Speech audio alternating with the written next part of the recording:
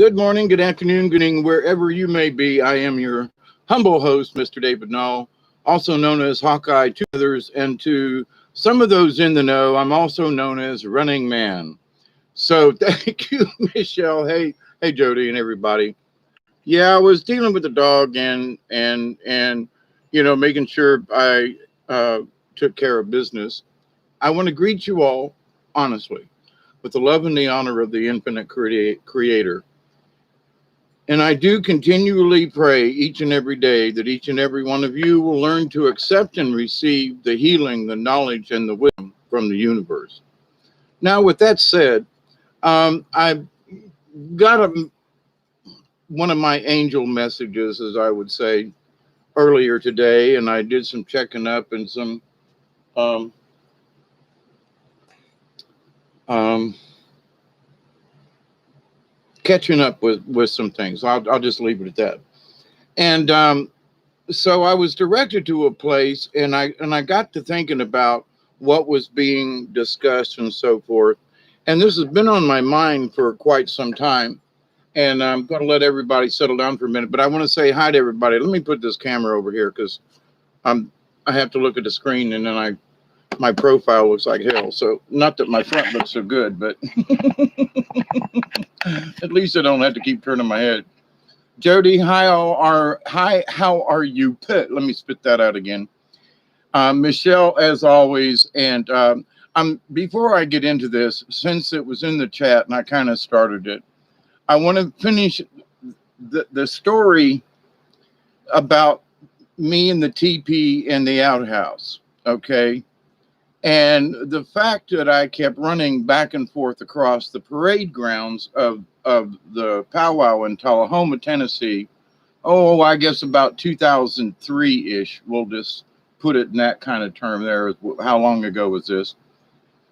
So it's been a while. But they woke me up the next morning after my episode of running back and forth with diarrhea from the TP. Oh, I mean, it was a good quarter mile. I mean, it was a ways, right? It just wasn't right over there. It was at least like from here to the top of my driveway, which is a ways. Thank God it's a level field. And because part of it was a baseball diamond and, uses the baseball diamond. Anyway, so in my running back and forth, there were people who had been watching this escapade of mine leave the teepee, run across the ground, go to the Porta John. Apparently one of them said we could hear you groan from halfway down the powwow line there. Now, whether they were just joking with me or not, but anyway, but in the morning I was greeted by the Native American friends and neighbors that I had learned to love and many of them trust and cherish. They woke me up and go, we have an Indian name for you, David. And I said, okay. And, there are many of us who already know this story. So they said, we've given you a name, and it's Man Who Runs at Both Ends. But we've decided to shorten it to Running Man. So he who runs from both ends. Now, they one of them laughed and said, well, several of them laughed, and I had to laugh along with them because at the time it wasn't funny, but I realized that if anybody was watching me, it had to have been a hoot. Who is this white boy running across and then back, getting almost back and then turning around and back and forth? It had to have been a blast. So, but when I discussed the story, I couldn't remember at the time what the original name was, and it came to me just like that when you put it in the thing, Michelle. He who runs from both ends. So meaning my diarrhea and my running. So anyway, that's sort of the rest of the story, like a Paul Harvey kind of thing. So anyway, yeah, giggle. He who runs from both ends. Yeah. So, but in that dire necessity, and as part of my discussion for the title of this video is to be of value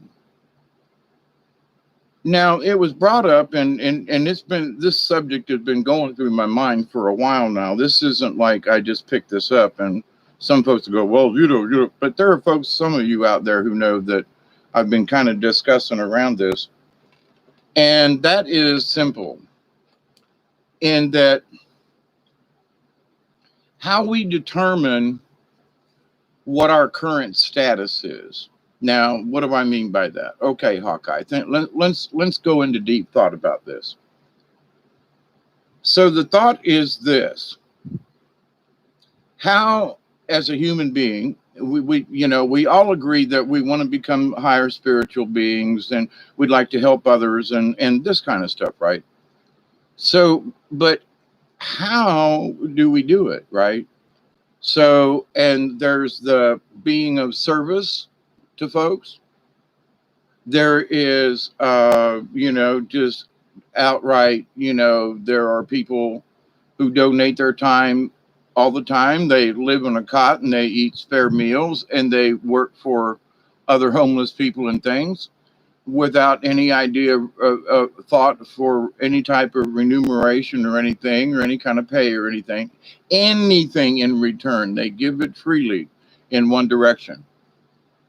And there are times when that's not necessarily the right thing to do. And I want to be careful, because some people do it because they feel they have to, or they must.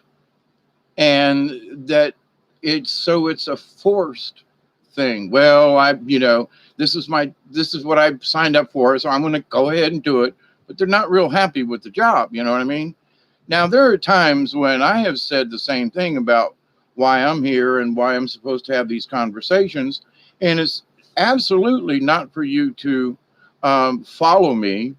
I've never asked for you to like or share, but I've got the stats in, and a lot of you have liked and shared, and thank you. And I should have near 450 subscribers, and I've been online on YouTube since October 2013. So I consider that a thank you to all of you.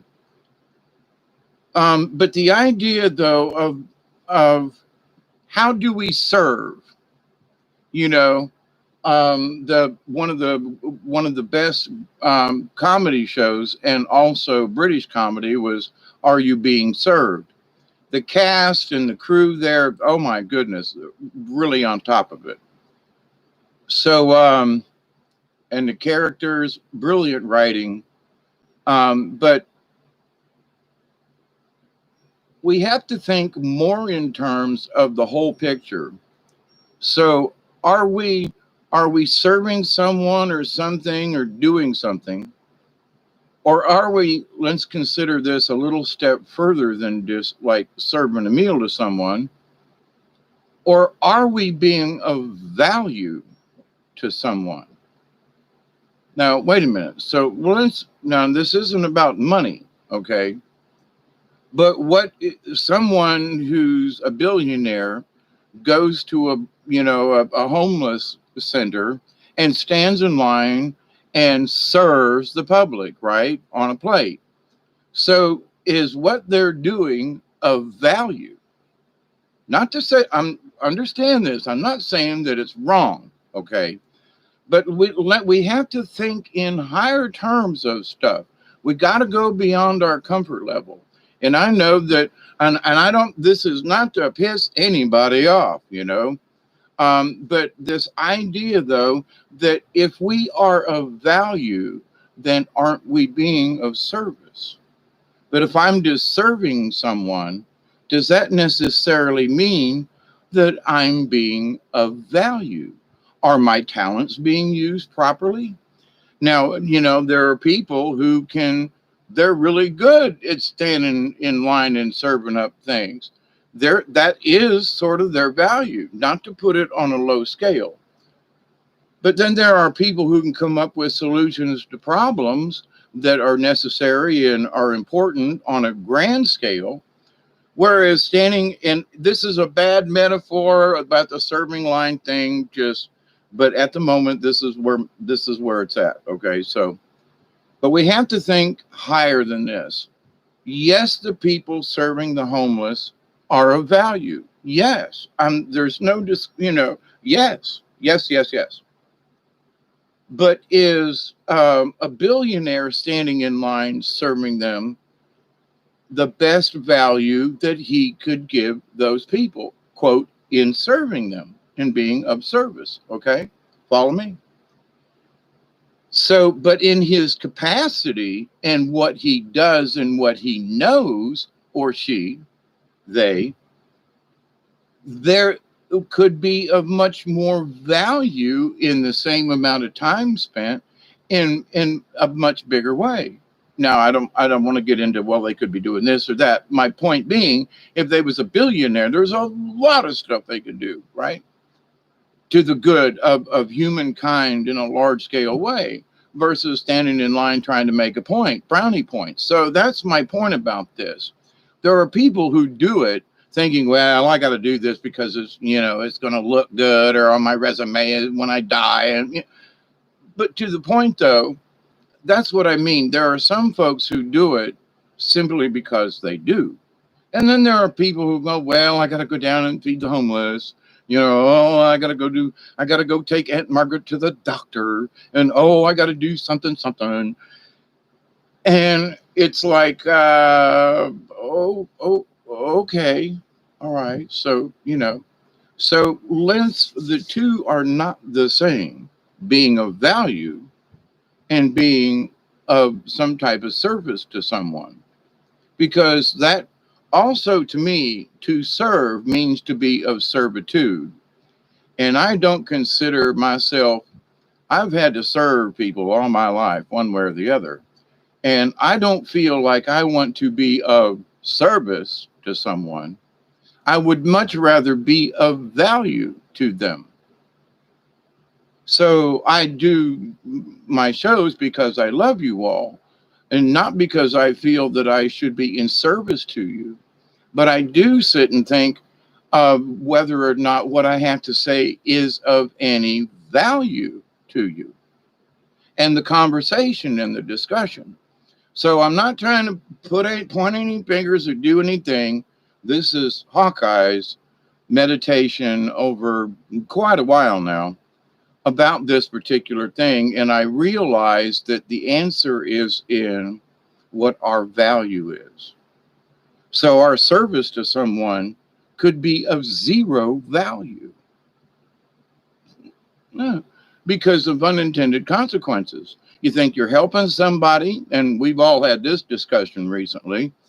You try to help somebody, or you think you are, and actually you end up hurting yourself a lot more than helping any other individual. It upsets the home life, and stuff happens.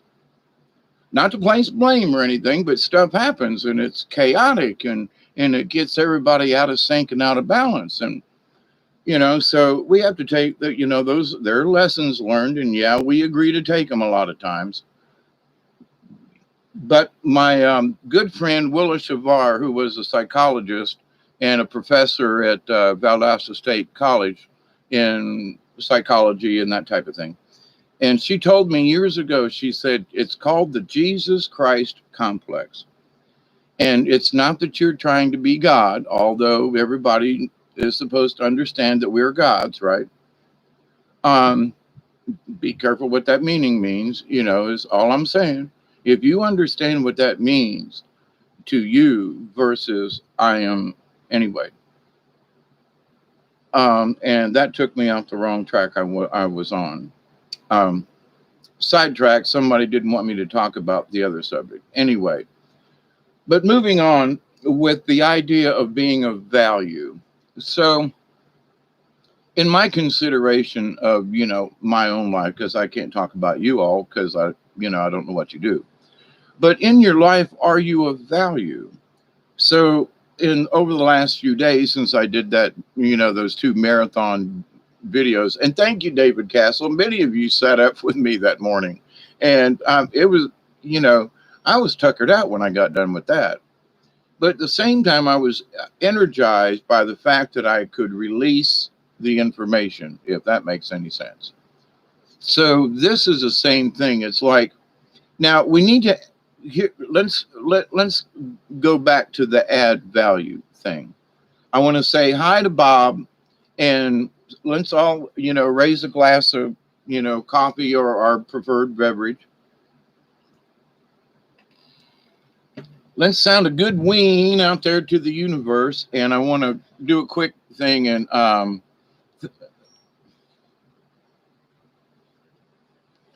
Open Think. Yes. Hi, how are you? Don't remember you being here, but value and service is another paradox. Yes, I agree. That's why I'm bringing it up.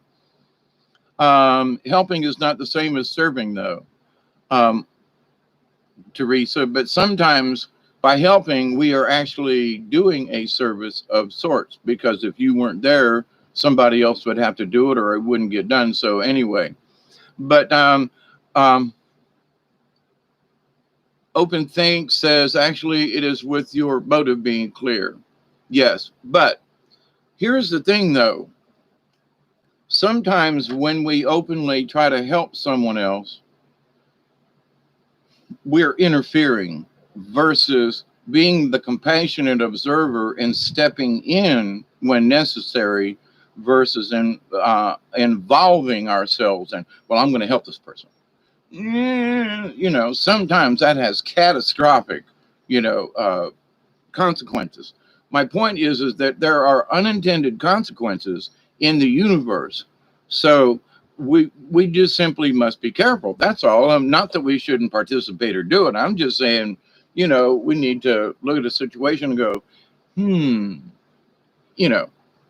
But anyway, Open Think. So observation. Yes, absolutely. Hey, Marie, I've been worrying about you and wondering if you were still alive out there. Oh, man, so the spirits have spoken. Yay, good to see you, Marie. And I mean that, honestly. Last week, I was thinking about pizza. And Marie, you might remember that conversation way back when. Open Think, Jody, talk the talk or walk the walk kind of thing. Hi, Project Skyfalls. Teresa, as always. Michelle, always. Thank you. David Castle, if you're still out there, good to see you and thank you. Pizza, yes, pizza. I've been wanting to go to Pizza Hut actually, I want to go to Tallahassee. There's a place down there that it's called Decent Pizza. If you're ever in Tallahassee, it's down on Monroe Street. Oh my God. I don't know, 10, 12 blocks up from Tennessee Street. But anyway, so this idea of value. So, and not necessarily versus service. Okay. I'm just have already kind of stated my case about that. There is a difference, but I want to focus on the value part. Okay.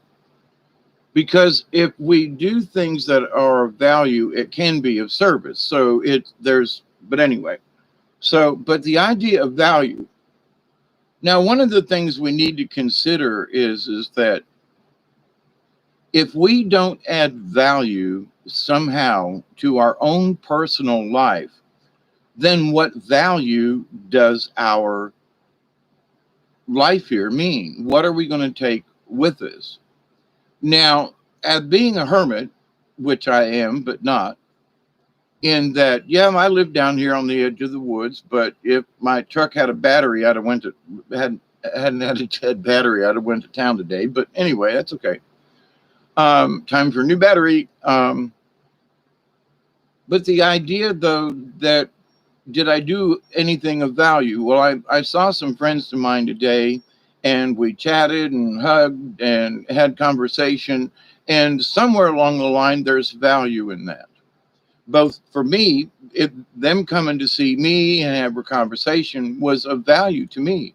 It was good to see him. It was nice to visit. And I, in turn, somehow gave something back. Otherwise, he wouldn't have come to see me. But anyway, but with that said, we share, we smile, we laugh, we cry, we do whatever is necessary at the time.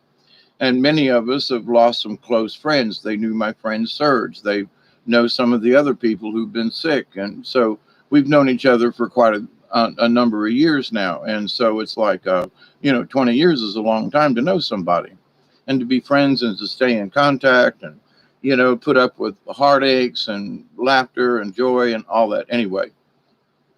So, but in the thought of them visiting, I was like, over the years, they were of great value to me because they helped me at a time when I was really shot. I had lost my job, wife, everything. The house was cleared out. There was nothing here when I came home one night. And so the whole place was cleared out. Only the refrigerator and the stove were left. But anyway, so, and I'm grateful for that, but I still owed on it. So left me the bill too.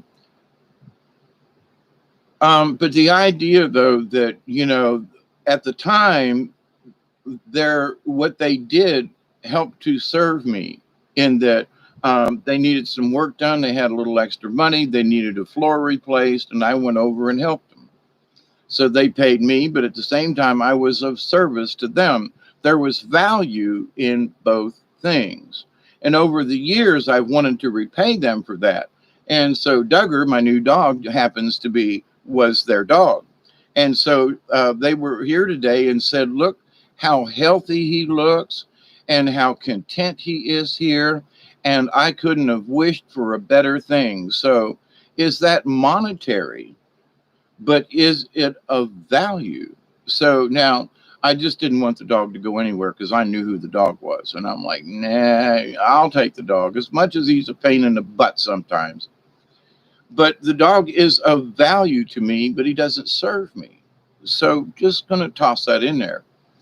But his presence here, got to go in and out, and it keeps me up and down, even when I'm grumpy and sleepy and, don't want to get up, I have to get up. So in that, in and of itself, is of value to me. And of course, getting a Duggar hug, there ain't nothing like a good Duggar hug, or your favorite dog or cat, or ferret, or, pick an animal. Skunk's still too musky for me, but anyway.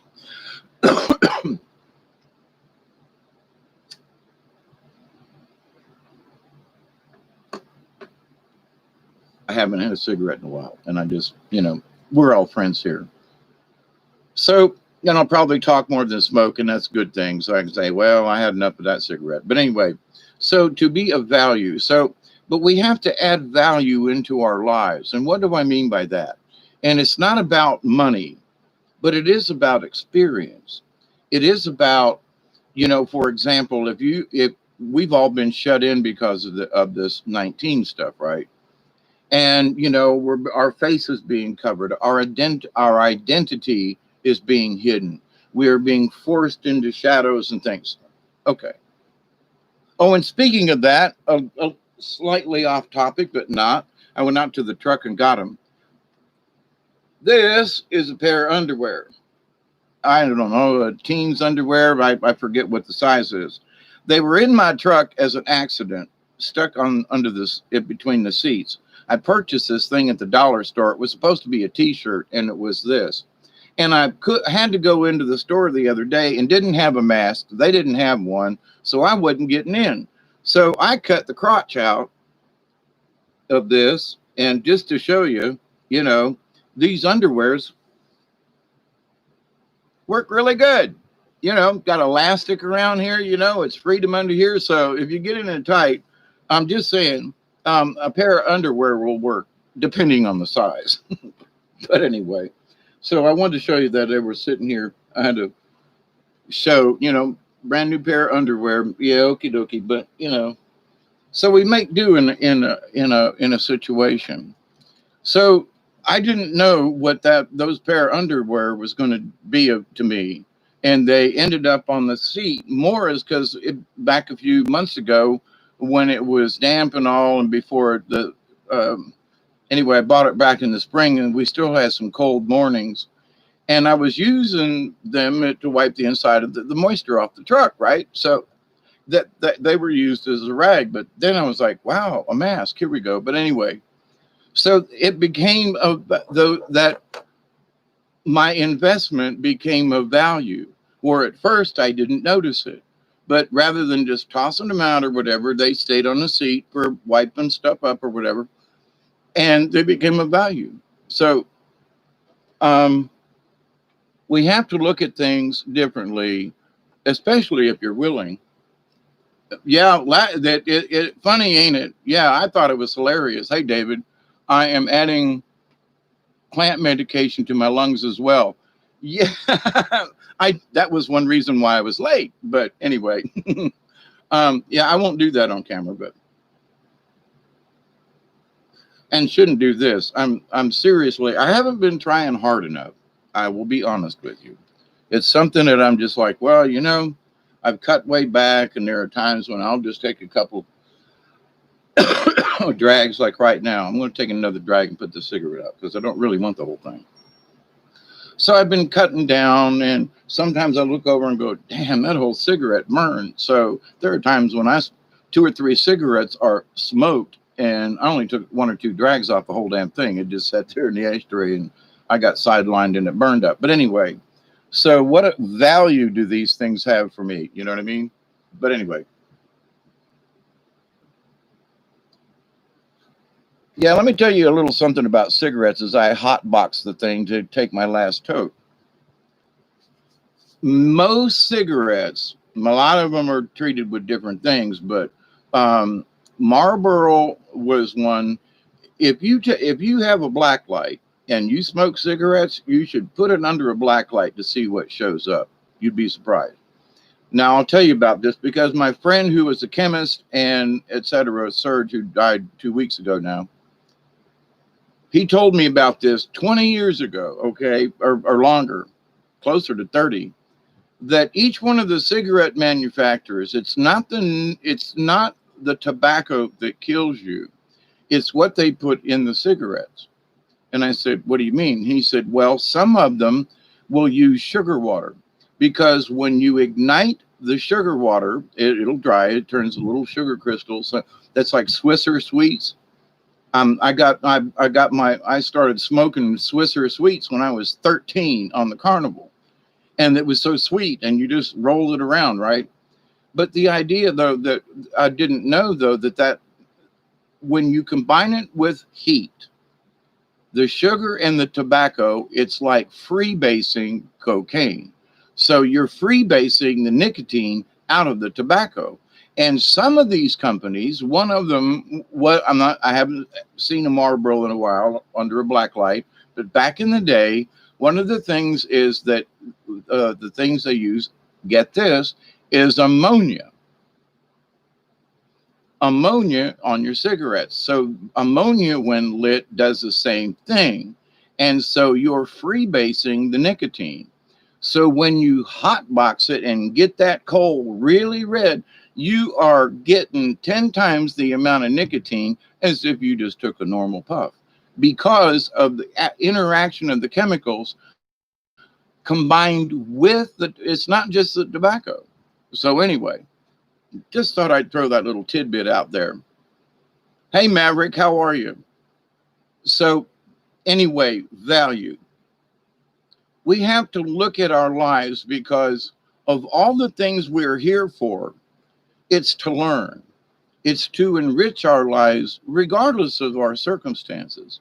Now, I've talked about my prison days, but for being in prison, I had it really easy. Now, I worked my butt off and I said, yes, sir, no, sir, yes, boss man, no, boss man. And I didn't demean myself, but I was respectful and and kept my honor along with, honoring them. And it proved itself so valuable. So, value. Now, I served them literally in the dining room and in the kitchen and so forth, but I became of value. My service was of value. So I could serve them, and some of them guys didn't last long, and I lasted months in the dining room, which is like uncommon because I became a value, not simply because I was serving. So And that was because I did my job well and I was respectful and, anyway. But so in our lives, though, personally, if we don't add value to our own lives, then how can we share anything? How can we add value to someone else's life if we don't have value within our own self? So there are people, I used to be one of them. October 2013, when I got kicked in the butt, was to say that what value do I have? And I was told to start this YouTube video, and those who would need to would show up, and we would understand, and they would understand what it means to be members of the League of Like-Minded Beings and of the Soul Tribe and of higher consciousness and things. So, and you've heard me talk about it, that I've argued with my spirit and, the vision that appeared here in the house.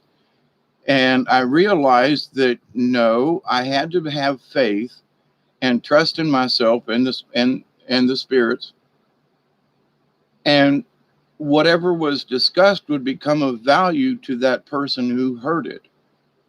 And I'm like, okay. So I'm not trying to spread the word of anything except peace and harmony and, be to, quote, obey the law of one, if you will, to do no harm. But in doing so, do we have value?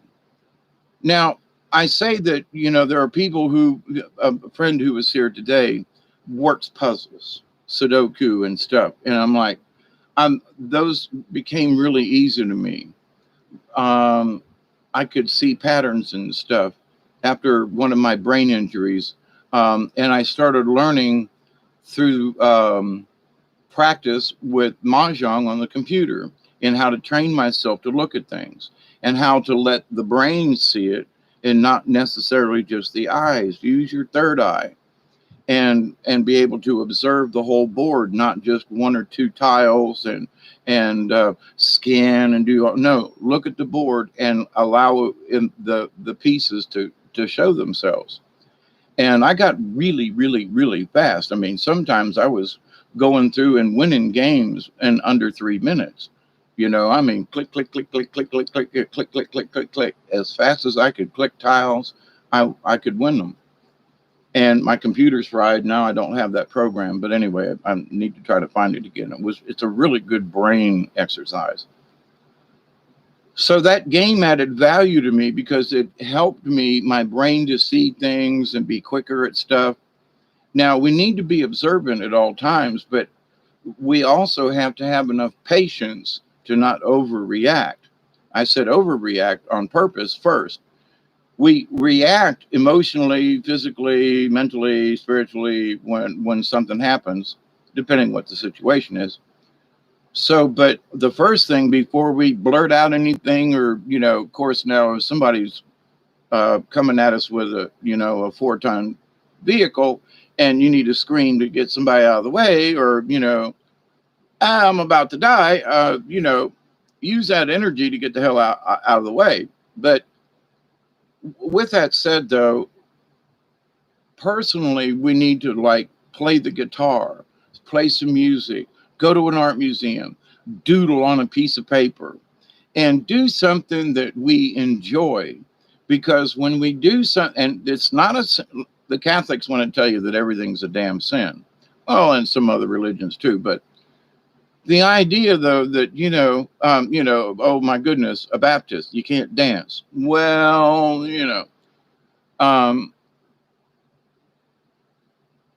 so the idea, though, that what we need to do, though, is dance in our hearts. Native shamans have always said that if we can't dance physically, in other words, if I'm so old and out of it, and some days my back hurts so badly, it's all I can do to just walk around. But then there are days when I can actually get things done.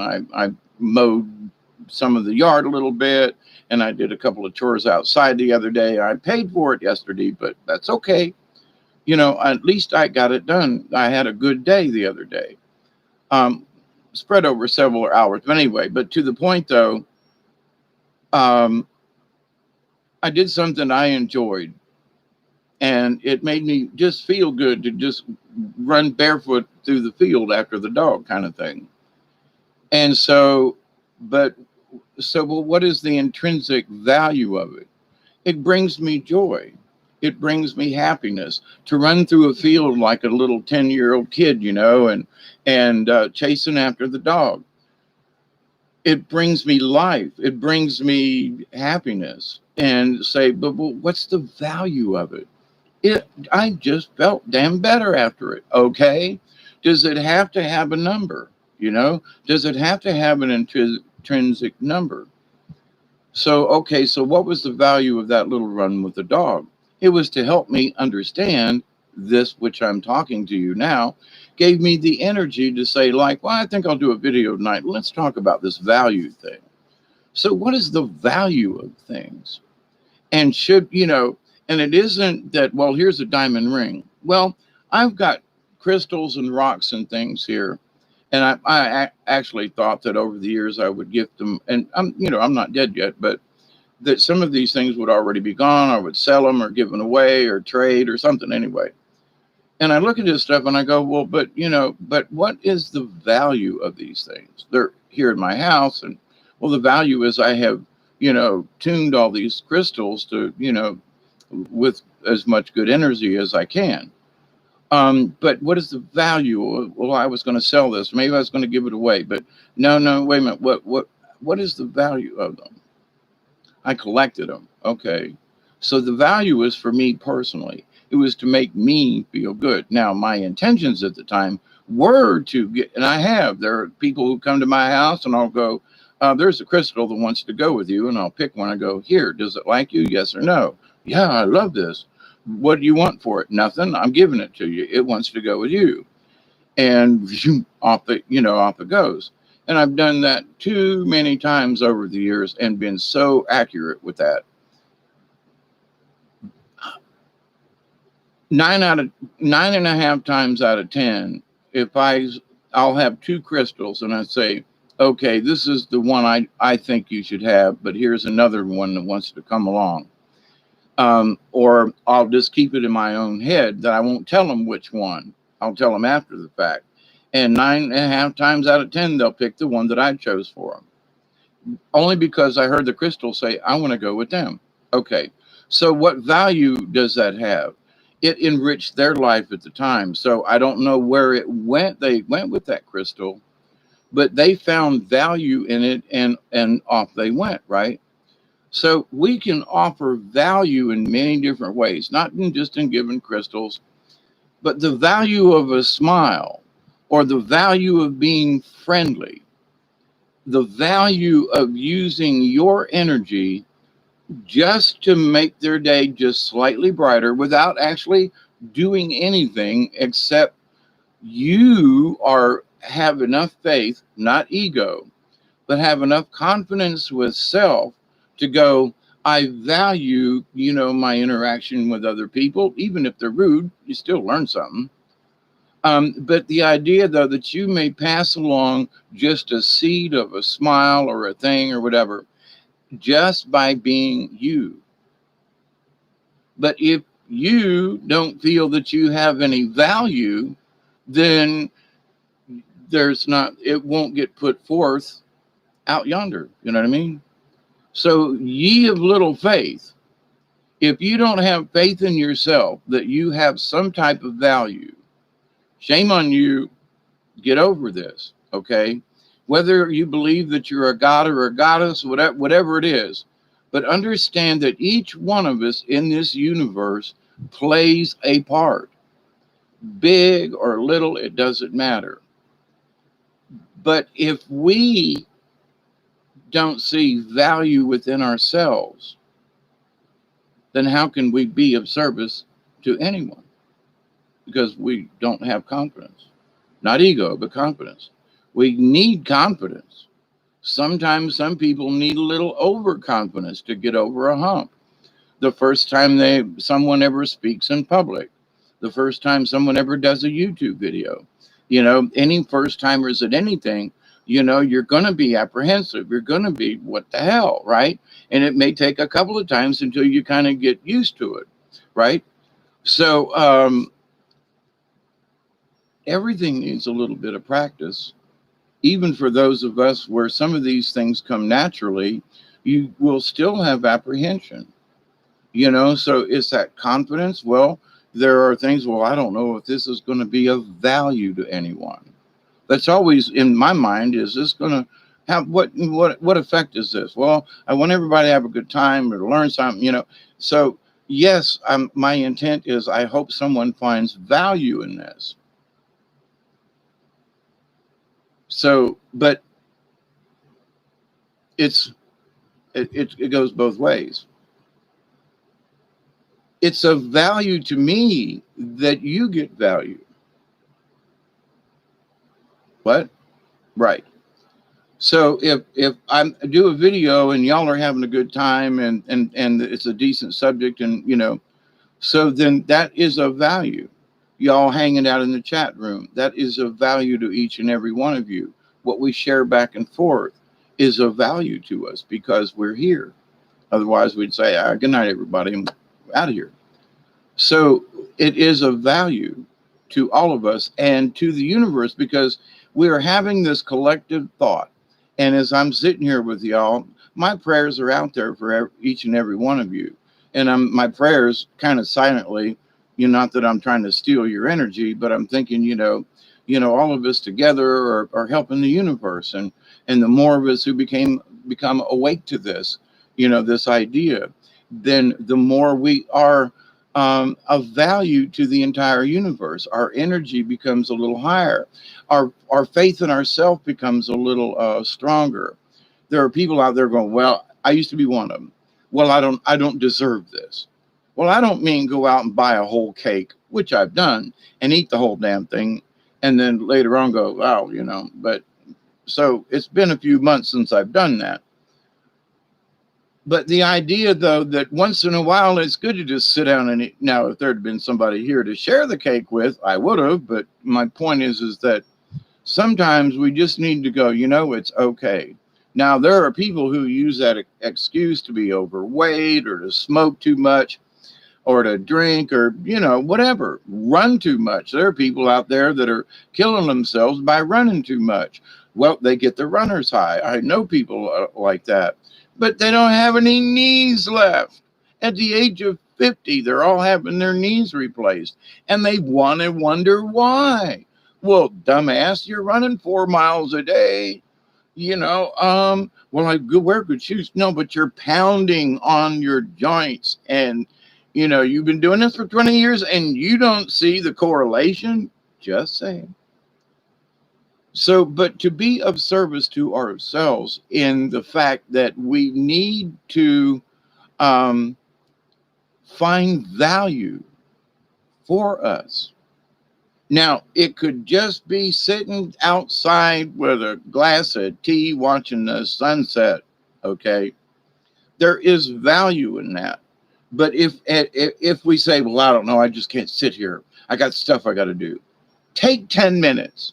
You know, so, or you say, well, I've been really wanting to go to the river and I'm using the dog as an excuse. Now, it has been thunderstorms here the last week to 10 days, and it rained like a mother early this morning and several times this morning and this afternoon, but we needed the rain. But the idea, though, that I'm using the dog as an excuse to go kayaking or go to the river, shame on me, you know, work over it, you know. So, but at the same time, I'm like, well, I got stuff to do around here, and I don't. So, I'm not giving myself a little bit of, you know, love and attention, which I just want to go to the river. Well, you know, we got to do this, and that means we'll be away from the house, and so what? Being on the river is of value to me because it helps enrich my soul and all that kind of thing. So, but the idea, though, that I can't allow it.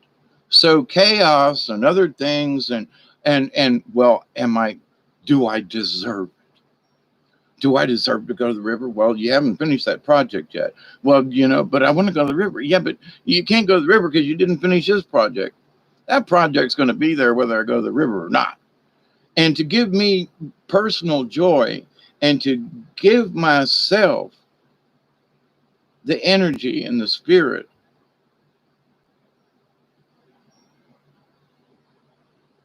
I think that's important. We have to see the value in it, even though there's no money or anything exchanged. It's an intrinsic feeling. It's what makes us feel better. Now, we can go too far with that, like anything. But if we're on the right path and in the right um, frame of mind and our intent, then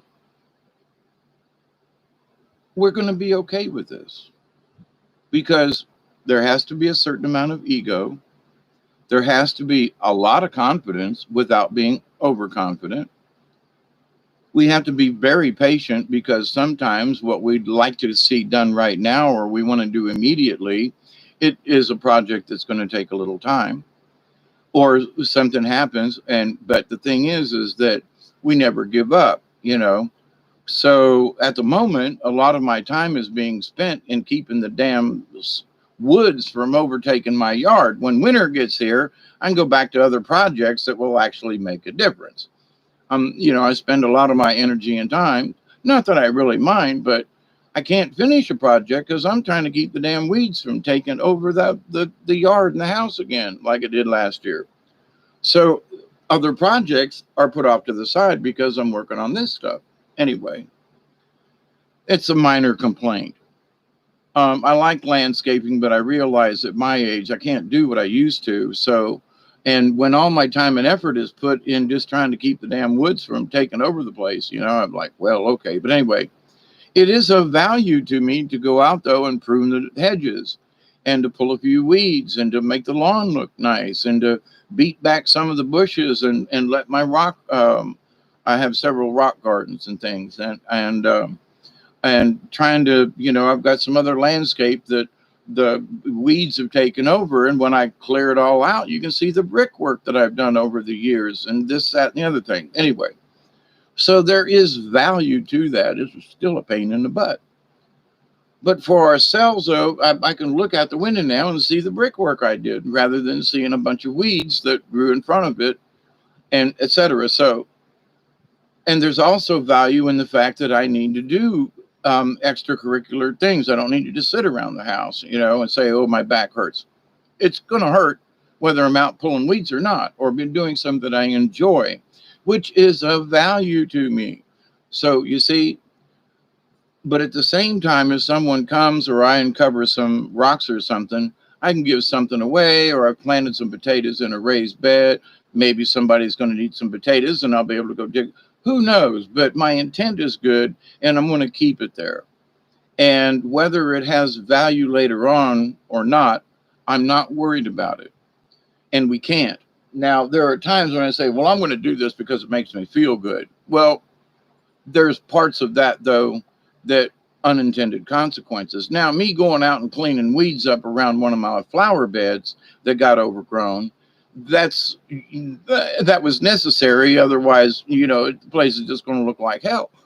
And no, it's of value to me to be able to see not having weeds everywhere. So it's pleasing to my eye. It helps me because I did the brickwork on purpose. So it would look nice, not necessarily for anybody else, but it would be pleasing to me.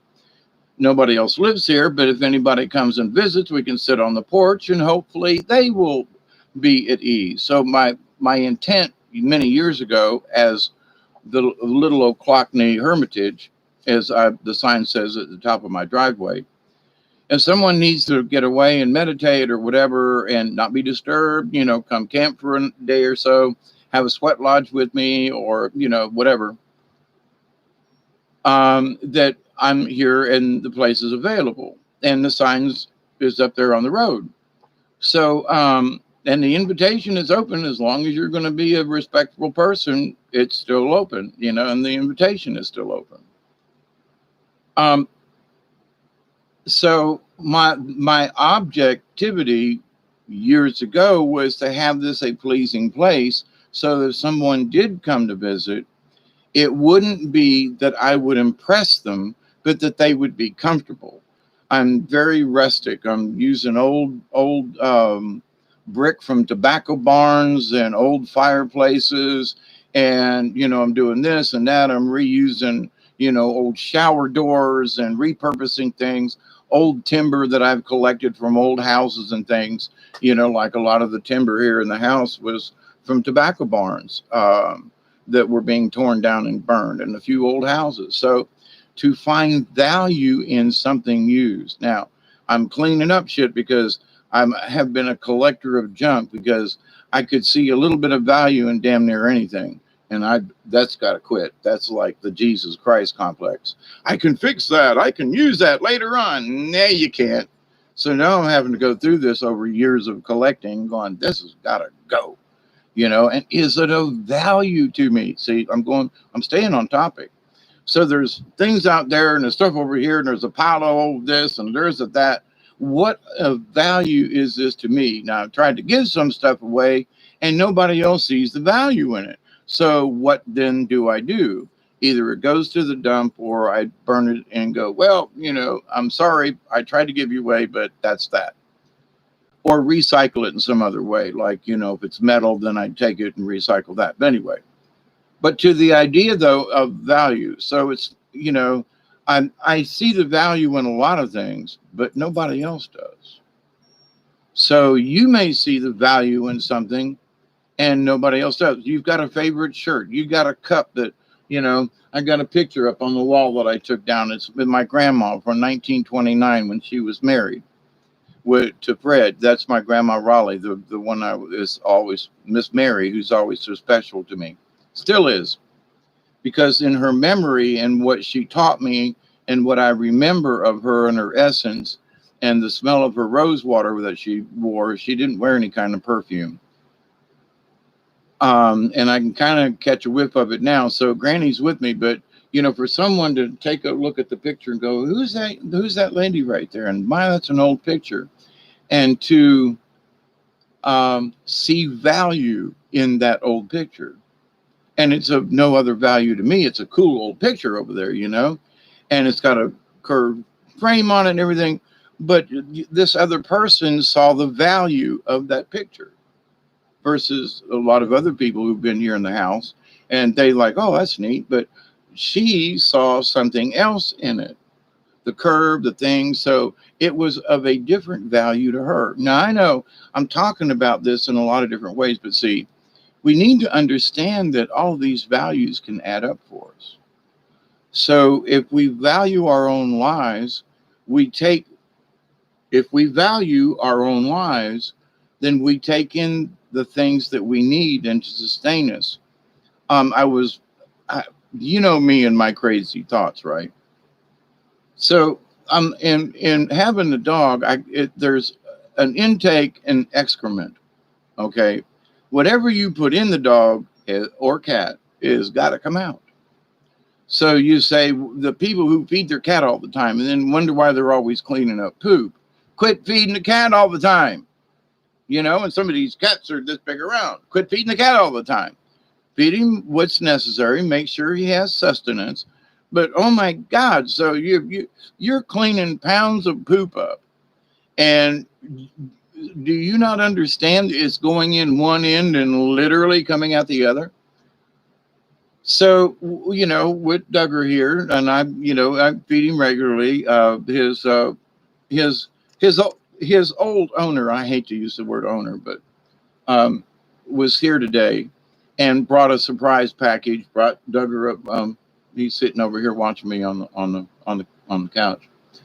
But brought him a squeaky toy, a bone, and also some leftover stuff that they barbecued on the grill. They always cook too much, so whatever's left over they put in the freezer. So they brought a bag of treats for Duggar. So he's having ribs and chicken parts and this, that, the other thing. Anyway, so but they saw value in bringing their leftovers, if you know what I mean. And I see value in it because, I'm always looking for it. But my point about taking in and versus what's going out, most of what we eat is going to come out the other end. The bigger it is, the more it is, the harder it's going to block up your system. So, how do you want to live? So, what is of value? Now, what if something is overvalued? For example, and I'm one of these people who would order a great big T-bone steak, medium rare, with potato and a salad and the salad bar and the this and the dessert after. When half of that thing and a half a baked potato was actually all I required. So, but in my thinking, we find value in what we eat because we wish it to sustain us. But in that 3 meals a day, you got to have this, that, and the other thing.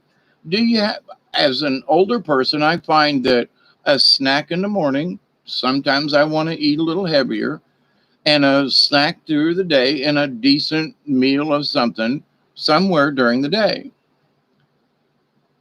And I remember what my old eating habits were. Get up, you had to had to have breakfast, had to have something to eat. Now, when you're taking meds and going to going to work on an empty stomach, and you should put something on your stomach. But this idea of having breakfast with the eggs and the bacon and the this and the that, maybe an egg on a biscuit. That's all you really need, because most of it is going to come out the other end. Value. So we're eating so much, we're not getting value out of what we're eating because we're eating way too much.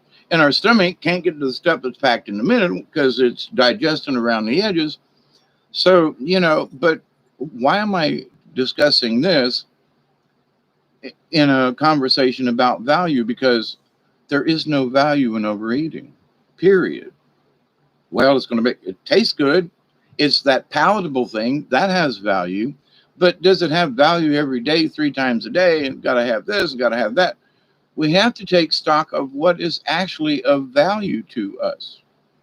What do we need versus what do we want? What do we think we need? So if I'm thinking about, now I know the dog needs stuff to eat and he'll be hungry and scratching and all. But I figured out that a can, this and about a munch of that, and then some little treats along the way, he's getting enough to eat, but if I overfeed him, and then I'm gonna be stepping in poop in the yard. It's gonna be a direct relationship.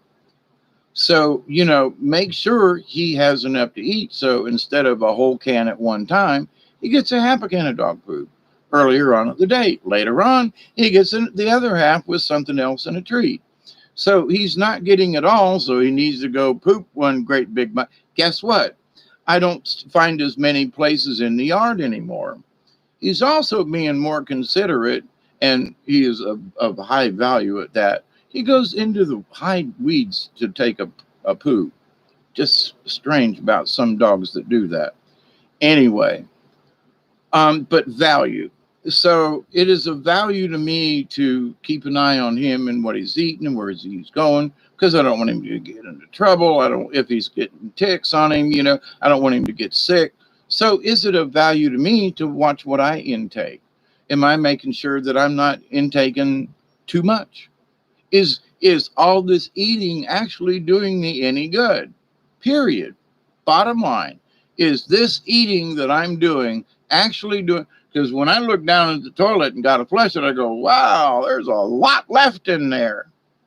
Then that's a lot of unnecessary crap that we introduce into ourselves. So we're trying to do a better job with ourselves and our energy. But is the value of what we do actually helping us? We're overvaluing.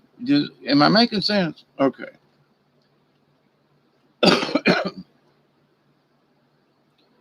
Now, I find this in my own life, but I've noticed that there are other people who, older folks my age, who are having the same revelation in that they they want it, but they don't need it.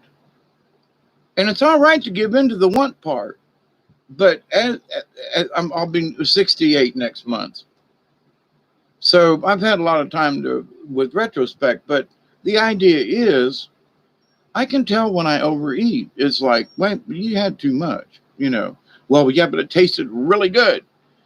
Yeah, but you had three bowls and two would have been sufficient. Now they're small bowls, but to the point though, the third one was like, it was just so freaking good. And then I got a little tummy ache because I don't normally eat that much, you see. So it was of value to me to taste it, but it didn't turn out that way. Inconsequential consequences, unintended consequences. Well, I didn't expect to get a bellyache because I ate too much. But it tasted good. Yeah, but you see, so we have to allow it. We have to learn the patience and the balance of all these things. But one of the things that I've realized is like this idea, though, that we must have value because our life, let's just forget about the karma stuff. If you've done something wrong and you can apologize or make up for it or whatever, that is of value to your soul and maybe to the person that you wronged or whatever. But in the long run, you're just giving yourself permission. Now, but if you don't take that value of the lesson learned, then how is that experience going to help you then? So you must value everything, even the bad stuff. Wow, that was really crappy. But I learned something from it. Okay, that's a value. It may have cost you a pretty penny, but it was a value. You learned something from it.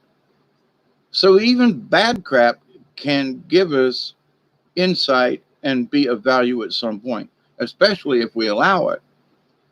But so rather though a bad incident happen, we look at the incident and we go, you know what, this thing happened, blah blah. I learned boy, did I think, and let it go.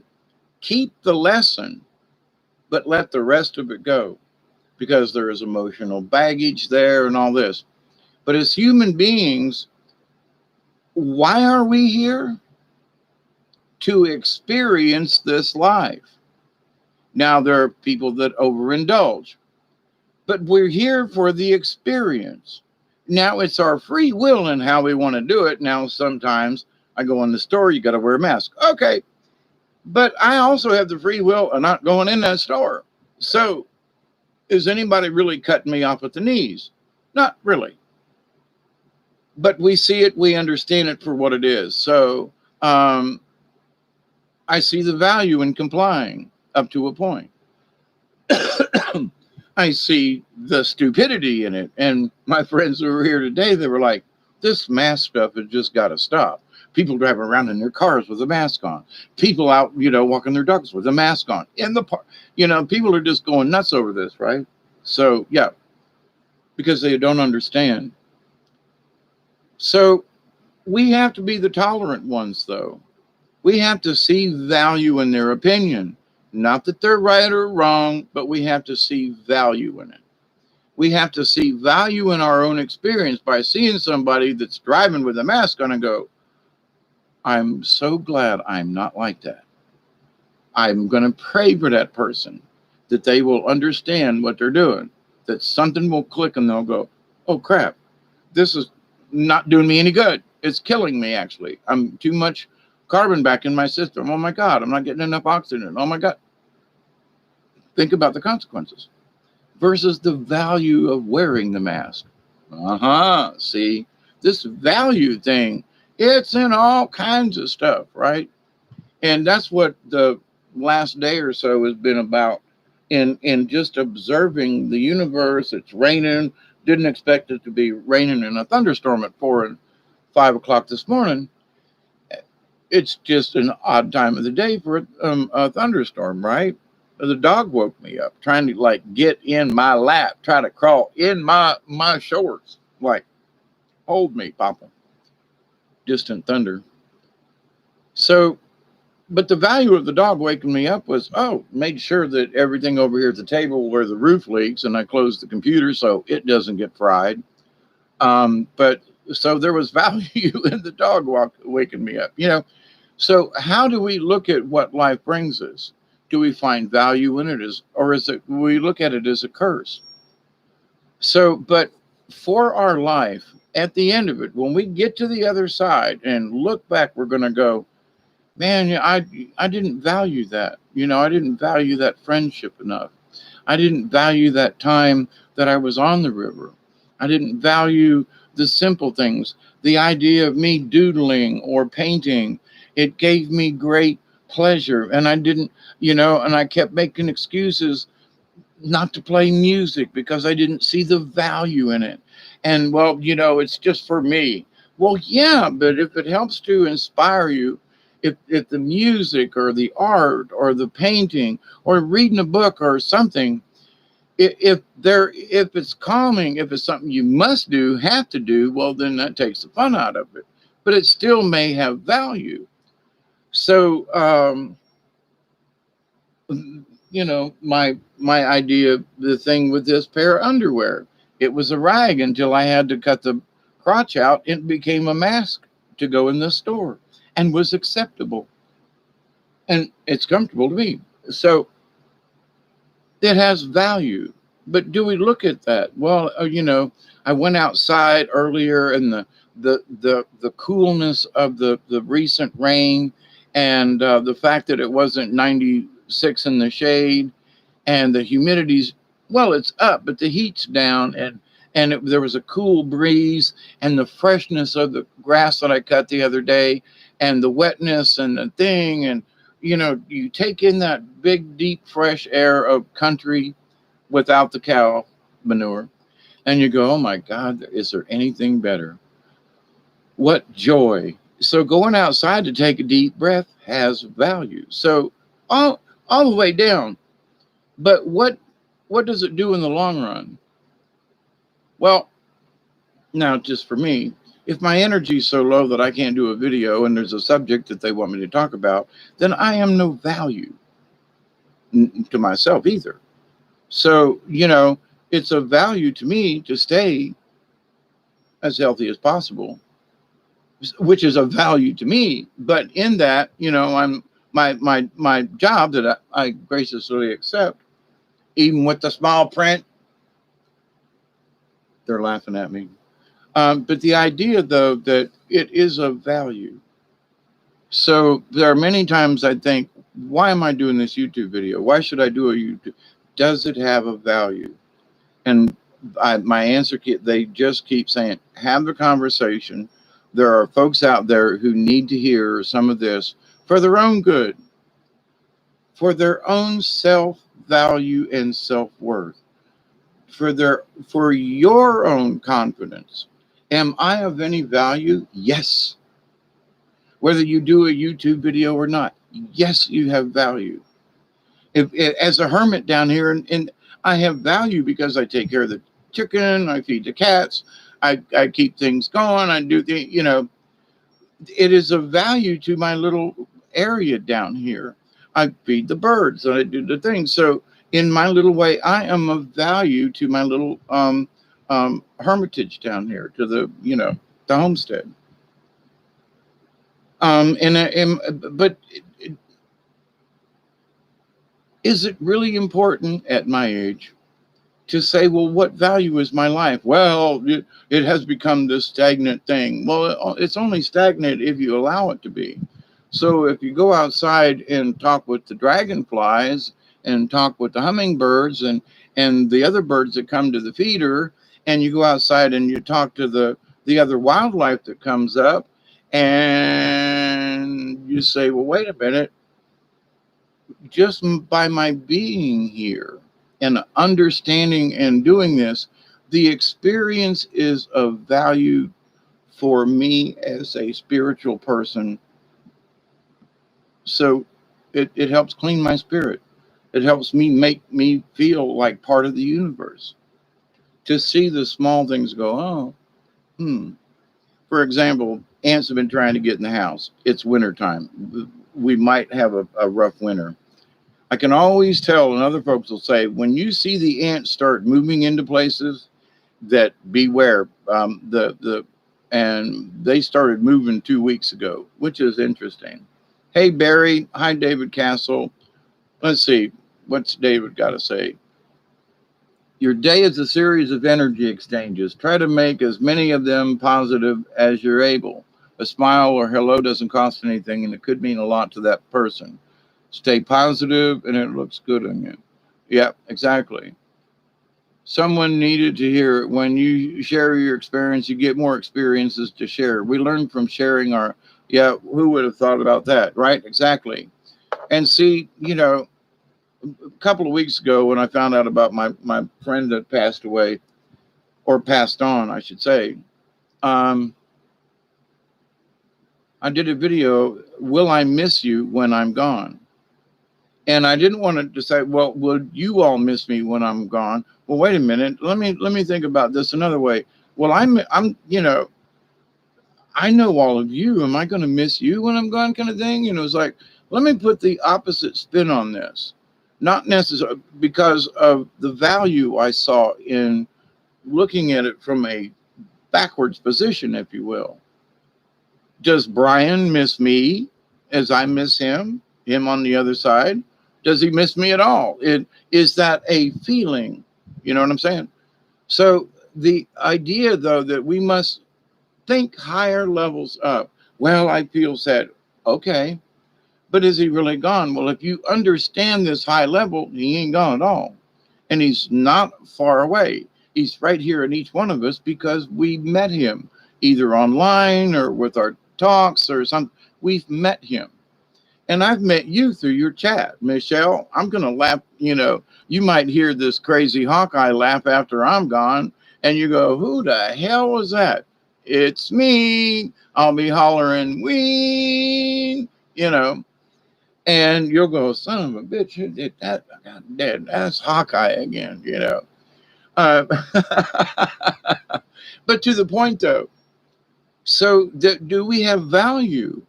And where is that value? Well, some of us don't even think about that we have a value.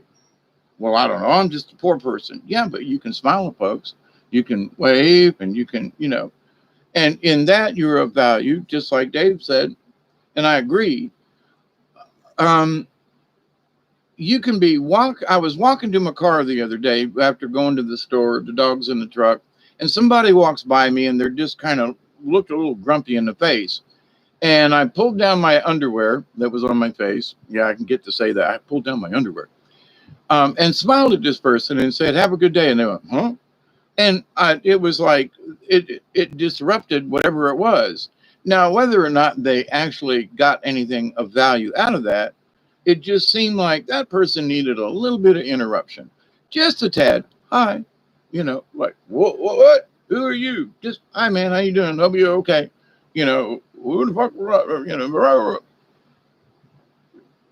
Now, there are times when we can be a bother, and we shouldn't be. And we need to understand that. If the guy had said, hey, how are you? How things going? Then you could have said, fine, hope you and your family's well. But see, it was a really one-sided thing. But whatever he was thinking or whatever, I interrupted that thought just long enough for him to go, what? So maybe he wouldn't have the intensity when it goes back to whatever his face was all scrunched up about. So, and that could be, all I saw was scrunched up face, say hi. Now, the unintended consequence may have been that it broke a stream of thought that he was able to just come back around and maybe not be so emotional or mad or whatever, because he looked upset about something. Anyway, so did that encounter have any value? I'm hoping it did, because Spirit was like, hey, give this guy a hi. Okay. But there are other times when you know, now this comes from experience, that hi is all that you do. You don't try to converse with the person. It's just a howdy neighbor and leave it at that. But sometimes that's all that's necessary. And we need to see the value in that. You know, Andy Griffith and Mayberry. You know, I know towns like that. And, you know, places where they don't lock their doors, not so much anymore, but I've been in places like that. And there was a couple of towns out in Arkansas. God, I wish I could have stayed, but I was needed elsewhere, like here. But the value of feeling peaceable or feeling at peace. And I asked somebody one time out there, and I mean they're out in the sticks, and I was like, "Y'all don't worry about stuff getting stolen?" They go, none of us around here would steal from another. And I was like, really? Why? Because they know that we'll deal with them if we catch them or find out. And everybody knows everybody. So if John stole something from Joe and he took it to the house, Mabel's going to see it. And she'll be talking to somebody, and Mabel will tell June, who's the ex-wife of somebody's cousin, and they'll find out who's got the shovel, and we'll deal with it. People around here don't steal from one another. They ask to borrow it. And I thought, now that's an interesting point of view. So true. I find that in the the native traditions.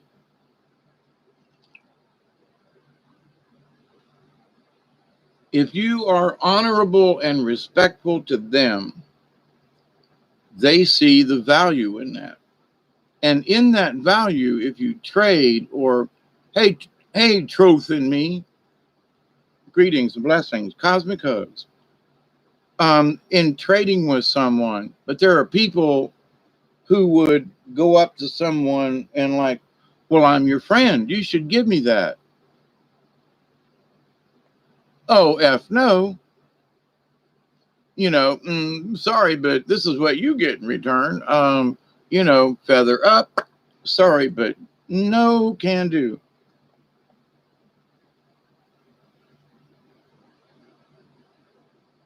Expectations. This keeps coming around in the circle of things. So in meditation, as I've discussed, there are folks who like, and I was one of these, as I've talked about, in that every time you meditate, it's nirvana. No, it ain't. There are moments, and 1 second can be nirvana if you see the value in it. See how all this ties up? But the value of it to the universe. So 1 second of nirvana, of peacefulness in the universe. So if you're working on your intent, that means you're like a lightning rod or an antenna, and that energy is going into the universe. And we don't have to be consciously aware of it. But the fact that we are practicing it, the fact that I do some of these things without even thinking, I'll realize, I'm going, wait a minute, I'm in the middle of a prayer. Oh, okay. You know, feeding the dog, I'm in a prayer. Whoa, okay. You can do both. So the idea, though, that years ago, I didn't see the value in that. Like, what's the, you know, but now I understand it more deeply. And because of practicing and allowing oneself to think higher thoughts. And it's not just the higher thoughts, but the higher everything, the energy, the world, dimensions, you know, the multiverse is the omniverse that is the multiverse. Think about that one for a minute.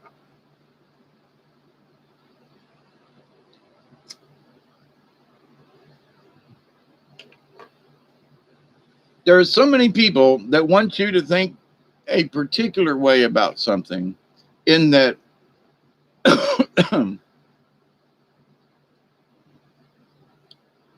And quite frankly, they're telling me not to say anything about it. Okay, I'll leave it for another time. To be of service versus to be of value to the universe. We're all members of the League of Like-Minded Beings. Therefore, as soon as we click into that, we are of value to the universe. Because regardless of how we do it, we're trying to put good energy and good intent into the universe. Our basic intent, our core values, I'm always talking about, our core value is we want to be better. We want to do, that's all. That's our intent, right? So that is of value to the universe. I got some backsided information today and a remembrance. There are many people who are, quote, seeing demons, but understand this. Some of these demons are aliens. I know some of you are going, oh, there goes Hawkeye again. No, seriously. They're interdimensional beings that were brought here by other races to try to take over and create more chaos. And some of these things are not earthbound demon type things. These things have literally been brought here and fairly recently and are not the same as, quote, the demons of old. The negative energies, devil, whatever. Nah, these things are literally, and they're not good, okay? They literally feed off of you and can jump from person to person.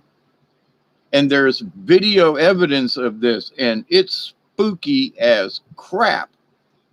But here's the thing. If you've got a negative low energy, they're going to want you because they can get that.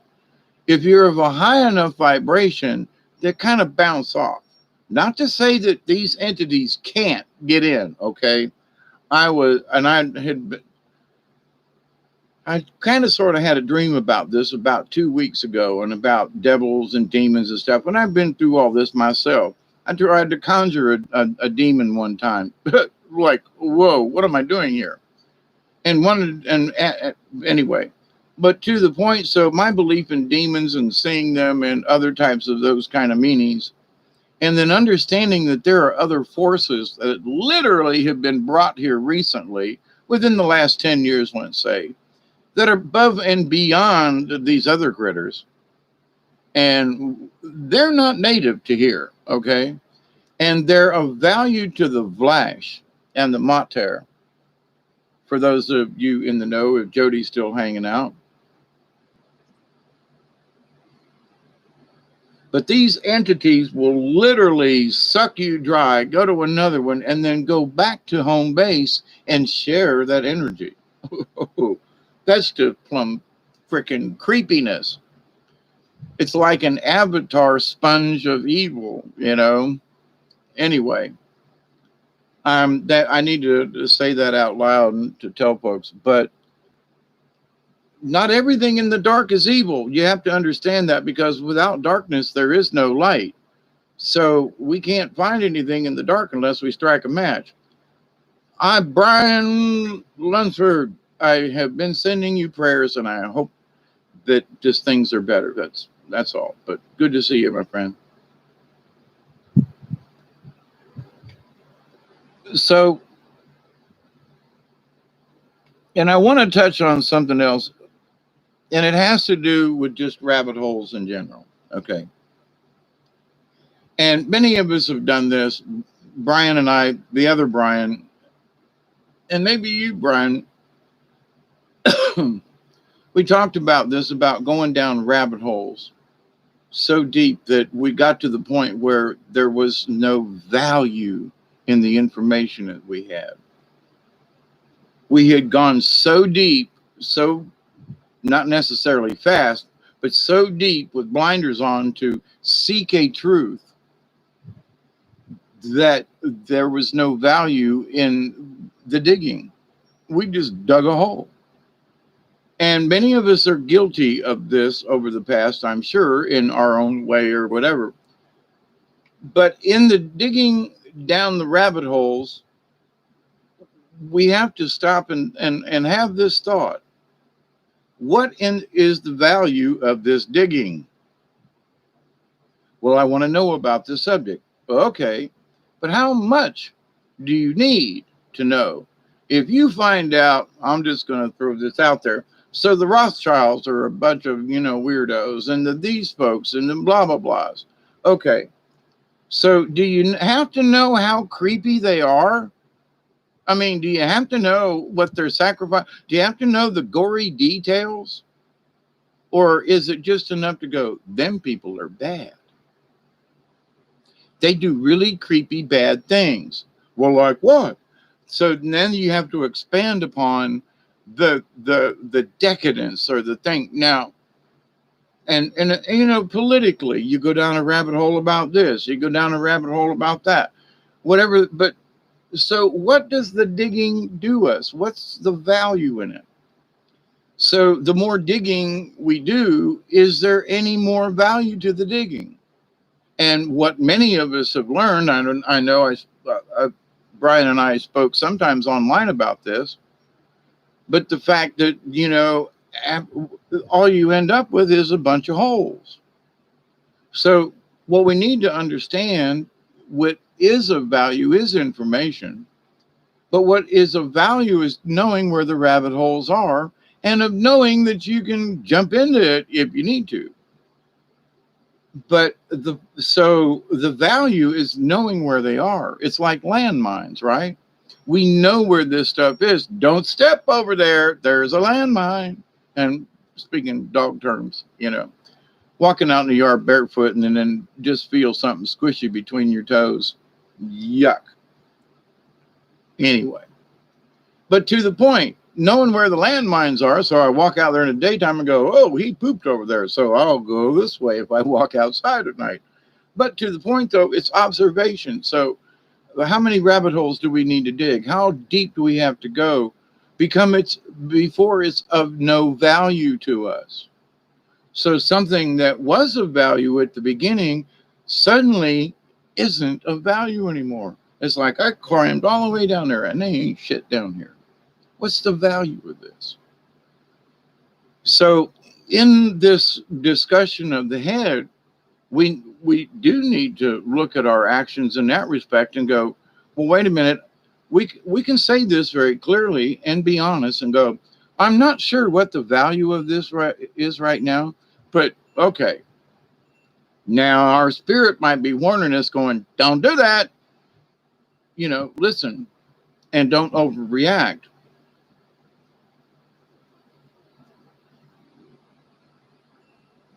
So the best thing is to take the pill, but don't swallow it. What do I mean by that? Well, somebody says, well, have you taken the blue pill or the red pill? I don't know. I don't know what color it was, but I'm holding on to this pill. Well, I took it, but did I swallow it? So you can take something. Now, this is the accept or reject thing. So somebody could send me an email, send me a nasty comment, send me a nice comment. I can accept or reject what this person sends to me. Like junk mail, I can accept it or it goes in the burn pile. So I took it, but I didn't keep it. Now, if I get a bill or something that gets kept because I got to pay it, blah, blah, blah. Okay. So, but the idea, though, that everything that comes in is not necessarily do we need to accept it. So, because it's sent from outside sources, because it's sent with bad intent, so we don't have to accept this stuff. I learned a valuable lesson years ago, but that when it comes in, you just look at it and go, well, that's their opinion, and you just let it go. And it stopped all kinds of stuff. Just in general out there, it was like, Hawkeye's not going to respond to this kind of stuff anymore. And I said so. I'm not going to respond to this kind of stuff anymore. I'm not going to respond negative with negative. I'm just going to say, I love you. Thank you for your opinion. Have a great day. And leave it at that. And be comfortable with that. Regardless of what they said or what their opinion is, they're trying to discuss otherwise, just let them have it. And it ends there. It doesn't move in. And but other forces, other things stopped happening at the same time that was unintended, but very grateful. And I was like, well, now how did that happen? Then all of a sudden, wait a minute. So I'm not getting any negative comments from where they were like just pouring in above.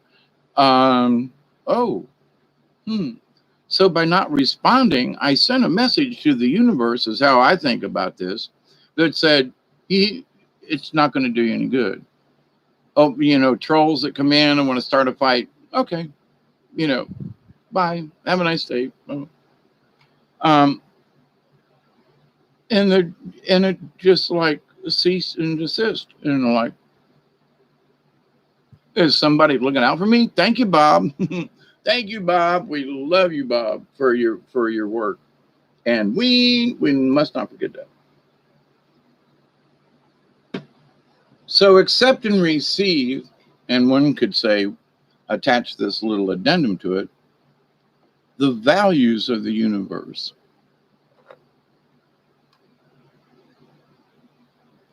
Breathe it away, says Brian.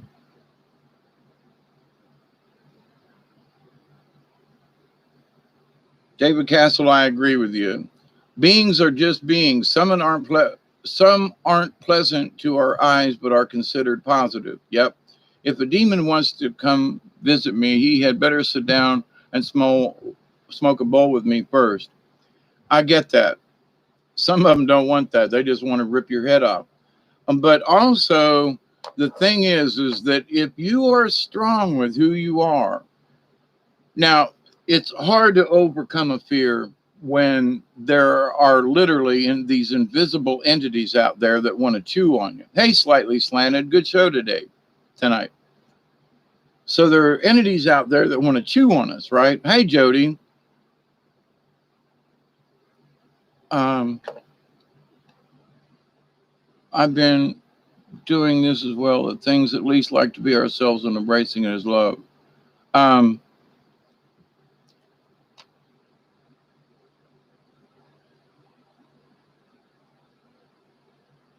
You have to be strong with who you are, almost to the point of being arrogant about it. In other words, being ego. You got to know your ego, in that if something's going to come up, and I mean, if somebody's going to swing a baseball bat at you, are you just going to stand there and allow it? Or do you have enough common sense to step out of the way, to say, hey, buddy, put up an arm, something, right? And if you have enough confidence that if that happens, you're going to do your best to defend it or whatever, you're confident in that, okay? So with beings that you may not understand, if you have this confidence, there is a protection that comes over you. And some of these entities, now the other thing is you don't invite them. Ooh, look, there's one over there. Don't go looking. If you spot one, just go on about your business. If they're trying to pick a fight, now David's got a good idea. Sit down and smoke a bowl with them. And that's true. It's like, hang on, before you start something, let's sit down and talk about this. And I have had some interesting conversations with some spirits that wanted to beat the crap out of me. And I was like, I honor the right for you. And I've talked about this before, but it's really important. I honor the right for you to exist, but I do not honor the right of you to come over here and interfere with me. So if I honor you, then you must honor me. It's sort of almost like now, not all entities are like this, but if you give them honor and a respect and say, if I see you, okay, have a nice day, and don't try to start nothing, and if fear breaks out, then sometimes they got you because they can smell it. So the confidence you have. Now, I got to say this, to be perfectly honest, I've not had anything to do with these entities that have been brought here from another dimension. But their powers could be beyond having a shield. I'm just saying, don't know. But I know that if I'm connected with my spirit guide, that entity's going to have a hell of a time getting in because I am connected. I know I'm connected. So in that, I feel safe in my faith. I have faith in my spirit being connected to the universe. And that has value. This all ties in. So, what is the value of this information? That you can be strong despite it, okay? And that if we can be cautious without being fearful. I mean, I walk out in the yard, and until I got it, I was like, you should look for the doggy bombs in the yard, the landmines, before it gets dark, so you know where they are and you don't step on them. So, well, that's a good thing. So there are things we can kind of see and like, wait a minute, before I go here or go into this, maybe I should observe it ahead of time. Maybe I should wear shoes so the poo don't go between my toes. Maybe whatever, because we're all the time stepping in shit, right? I mean, life throws us all this stuff, and we can look at it as fertilizer, or we can look at it as shit. Well, okay, so well, I just stepped in well, it's not dog fertilizer, but it's fertilizer from the dog. So, and what's the value in that, right? Well, the value of understanding ahead of time, the value of learning lessons. Well, I went out here the other day and I stepped in something. I'm going to look. So the value of stepping says, then look for the mines. Be aware of these other things. If I don't know where the dog's been and the grass is a little tall, I put my flip flops on. I don't walk out barefoot, even though I want to. So and I'm like, sometimes that's like, boy, I'm glad I put my shoes on because you yuck, and I can take them out and wash them and keep them outside where my foot is next to me, and I got to go wash it off. You get the idea. And sometimes that smell just lingers, even after scrubbing. But anyway, I'm on this dog poo thing tonight, I reckon. But anyway, but the idea, though, that what do we find? What is of value to us in the universe? So the value of being strong with your core values has value in your protection of who you are. That value of, maybe sitting down and just relaxing and reading a book or taking the time out and going, I should be doing this, but I don't mean cheating, but sometimes we make excuses to not do something that's just pleasurable to us, and that gives us value. It helps us to keep us who we are. If I don't play my guitar, I lose the value of the music playing. I also lose the calluses on my finger, and I have to start all over again. So there's value in playing on a regular basis. There's value, but there's value in the music of the tones, and there's value in the pleasure that there's value in it. But if somebody says, well, so you played your guitar, so big deal. It was of value to me. Whether you see it or not is not important. But the fact that I got to play my guitar for an hour is keeping me from beating the living crap out of you because you just pissed me off. I mean, that's an extreme, but to the point, though, it could be that.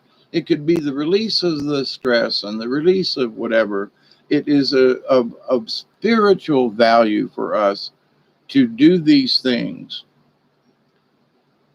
without feeling guilty. Now, again, this isn't about addiction. This is about things that give us pleasure, value in our lives, that make us whole. Take a deep, like I said, it could be just sitting on the front or back porch or in the side or going up and watching the sunset or rise, depending on your time of day. There's value in it. Accept and receive the healing, the wisdom, the knowledge, and the teachings from the universe. That is of value. And that value becomes a part of us, and we take that with us. So all of these values that we've accepted and all of these things, And if we've done a good job with accepting values and sharing our values with others, then we will have been of service to others simply because of that act, simply because it is what it is. If we truly do it in the true sense of the world, then our value will be shared. It just will. So, my friends, it seems like I'm going around in circles, and I hate to do that. Um, Teresa says, I think our thoughts protect beings to reflect those darker aspects of ourselves so we can point. Whoops. Sometimes the chat goes by and I can't keep up.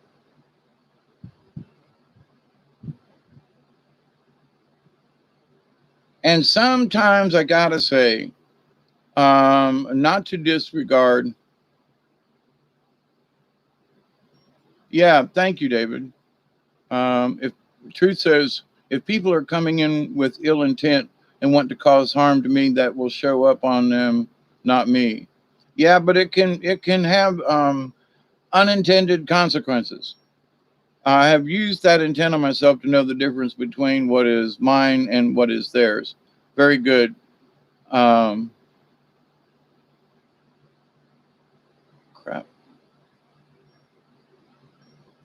Okay, back to what I think our thoughts project beings to reflect these darker aspects of ourselves so we can point the a finger and blame it on the being we create. Yeah, those are things that we create within our own darkness, Teresa. But there are beings out there who are dark SOBs and not necessarily evil. But these new beings that I've had some couple of, it's strange. I had just many thoughts a couple of weeks ago, and I was like, because I try to stay away from the demon thingy, blah blah blah, evil spirit stuff. But we also have to have protection. And speaking of which, sometimes we need physical things that will protect us. If it's an amulet, if it's a crystal, and let me say, don't take somebody else's word for it that this is going to protect you.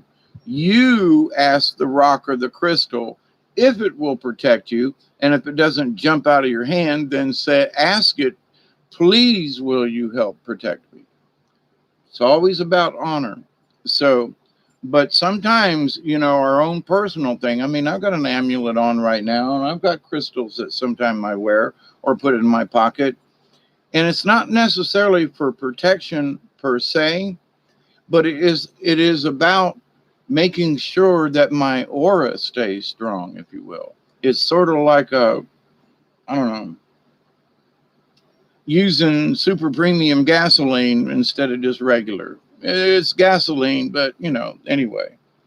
But that's just a thought.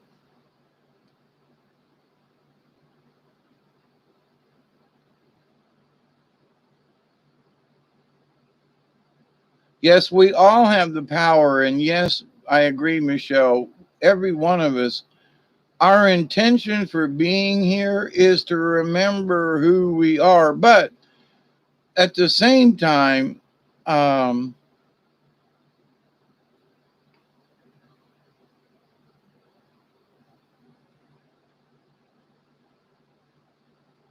well, thank you, Teresa. It's just a point of view, whether, we all have free will, but we can also take sometimes, we'll take one thing so serious that we don't see anything else. And that's of no value to us. There are so many things that I can point out to you that are of value. Brian, stay safe, will you? Okay. And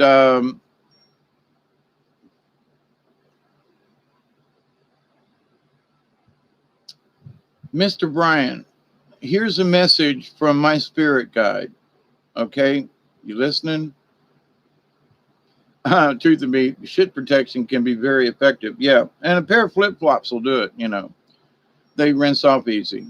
But Brian, and to all of y'all, sometimes we look so hard, we invite things to come at us. Michelle, Hawkeye equal value added. Thank you. But see, that's not a judgment I can make. It's also a judgment I should not make. Okay?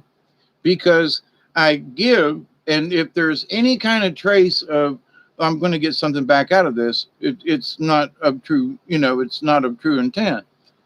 Now, my hope is that it has value, which is different than expecting something in return. So the value added is entirely your perspective. So am I of value? I just do the best I can. It's your opinion that says I have value.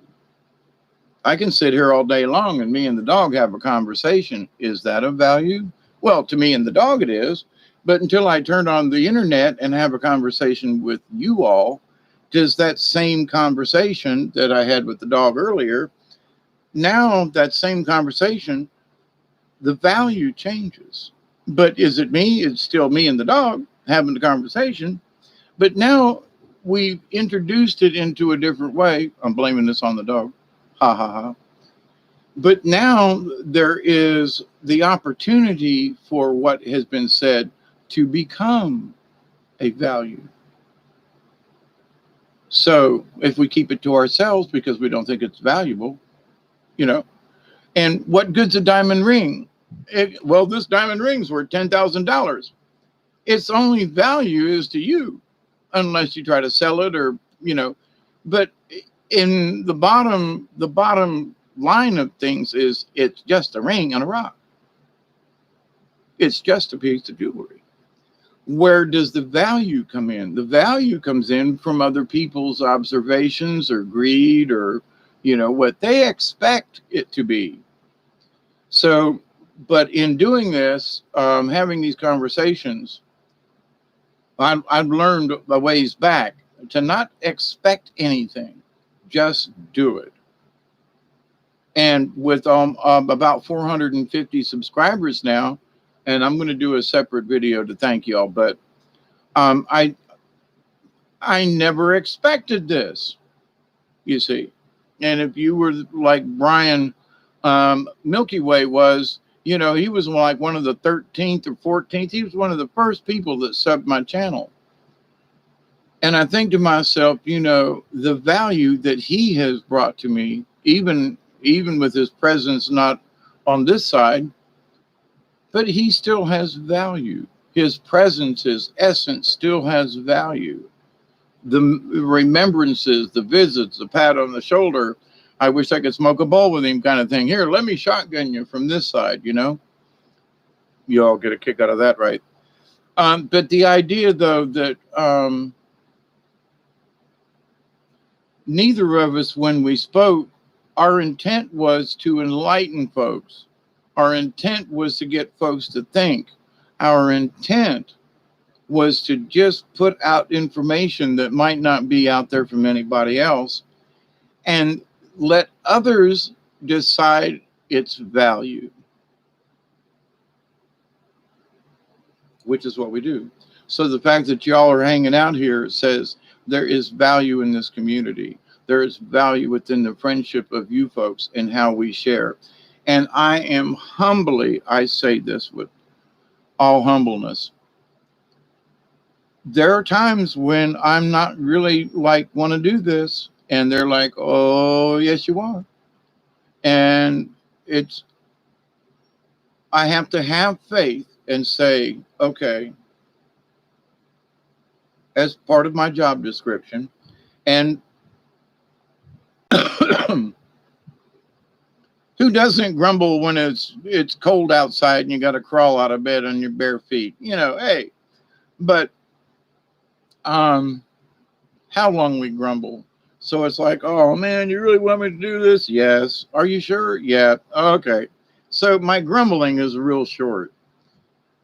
But where I may not see the value in it, in having this discussion or coming up with a topic, I may not see the value in it during my meditations, or like this has been going on for a couple of weeks now.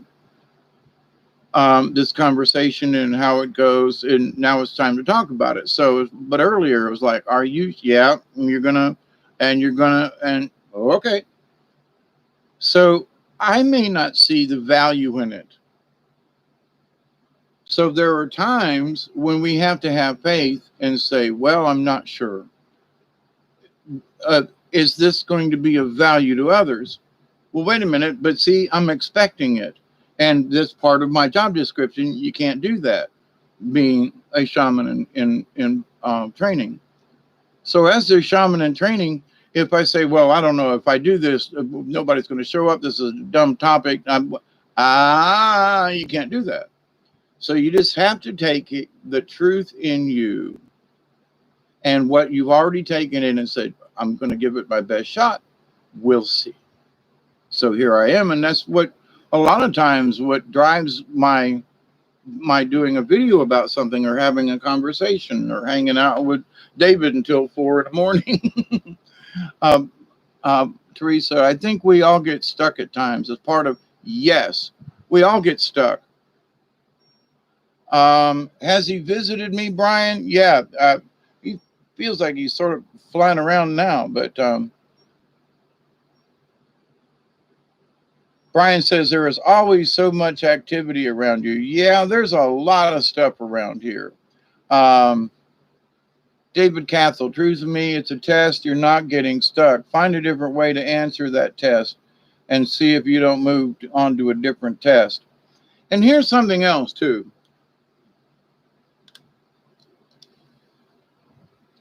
Be careful on how we choose words.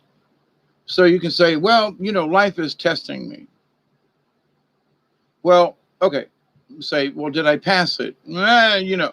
When we start putting it's a test, there are so many things that go along with test. So we might use a different word and go, well, life has given me quite an experience. Well, yeah, but it was a test. Yeah, but it was an experience, wasn't it? Well, yeah, but it was testing your faith. Yeah, but it's an experience. So if we repeat the test, just understand that puts us sort of in a mode that we're in a competition.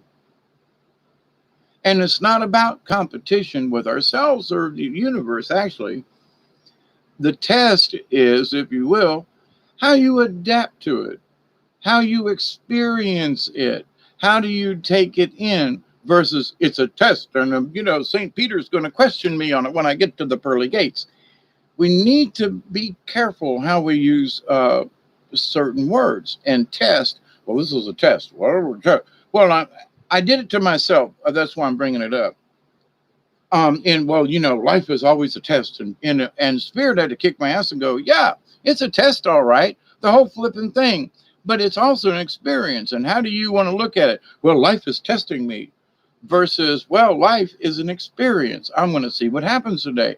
Well, versus I'm being tested by the Creator. I'm going to go outside and what kind of test I'm going to have to endure today. See, now I can say, well, what's life got to show me today, and what can my experience be? Okay, you have a flat tire. Okay, so bitch, complain, kick ground. Maybe you're supposed to meet somebody. Maybe there's a chance to pass along something good versus I had a flat tire. No, that's not always true, but to the point, though, there are opportunities that are given to us sometimes, and whether or not we take them makes our experience as a human being learning the soul travel matrix thingy back again, remembering who we were, it becomes of value. Not only to ourselves, but to others. It is of value to me now because, I would curse and cuss and swear for 2 days. I had a flat tire. Now I was like, oh, son of a bitch, I had a flat tire. Well, okay. Well, let me change it. Well, good thing I got a little extra cash. Well, okay. Guess I needed a tire anyway. Well, yeah, okay. Where all I would have done before was bitch and moan and complain and jump up and down. So, what is the value of those experiences? Well, is it a test? It's going to test my patience. But, but see, if I get my mind in this thing about the test, the test, then then we become wary of the test, and then it's not any fun anymore. You know what I mean? It becomes a test. Be careful. The other thing, and it was mentioned tonight, and I won't say by whom, but it was on Milky Way Tribe, that we are a temple. Now, I understand what the person was saying, and I get it. But what hit me right away was that the word temple has associations with it that we might not want to carry with us. Now, temples, tabernacles suggest a worshiping kind of thing. We're all going to go to church, to temple. We're going to go to the Catholic Church, and there's the little sacristy thing. It's the little temple for the Eucharist where it lives, and the temple of this, and our the temple of this. Okay, I get what folks mean by that, but I think they get caught up in the word too much. I'm a temple of this. I'm a god. No, we're all spiritual beings, but I'm a god, and I'm like, and this is a temple, and this, and you're using references to a Christian or some type of religious base, I guess, is where it bugs me. But well, this is the temple of the Lord, and this, I am the temple for this, and I get it. I understand what they mean, but we also have to understand that sometimes using those types of words and phrases can have unintended consequences. Because now, is this really a temple, or is just a vessel? Different. Okay, meaning similar. A temple, a vessel. But this is a vessel for my spirit versus a temple. I get it. But I can say this is my sacred vessel and understand that. So, which has nothing to do with any kind of spiritual, I'm sorry, let me back up. It has no reference to any religiousness, okay?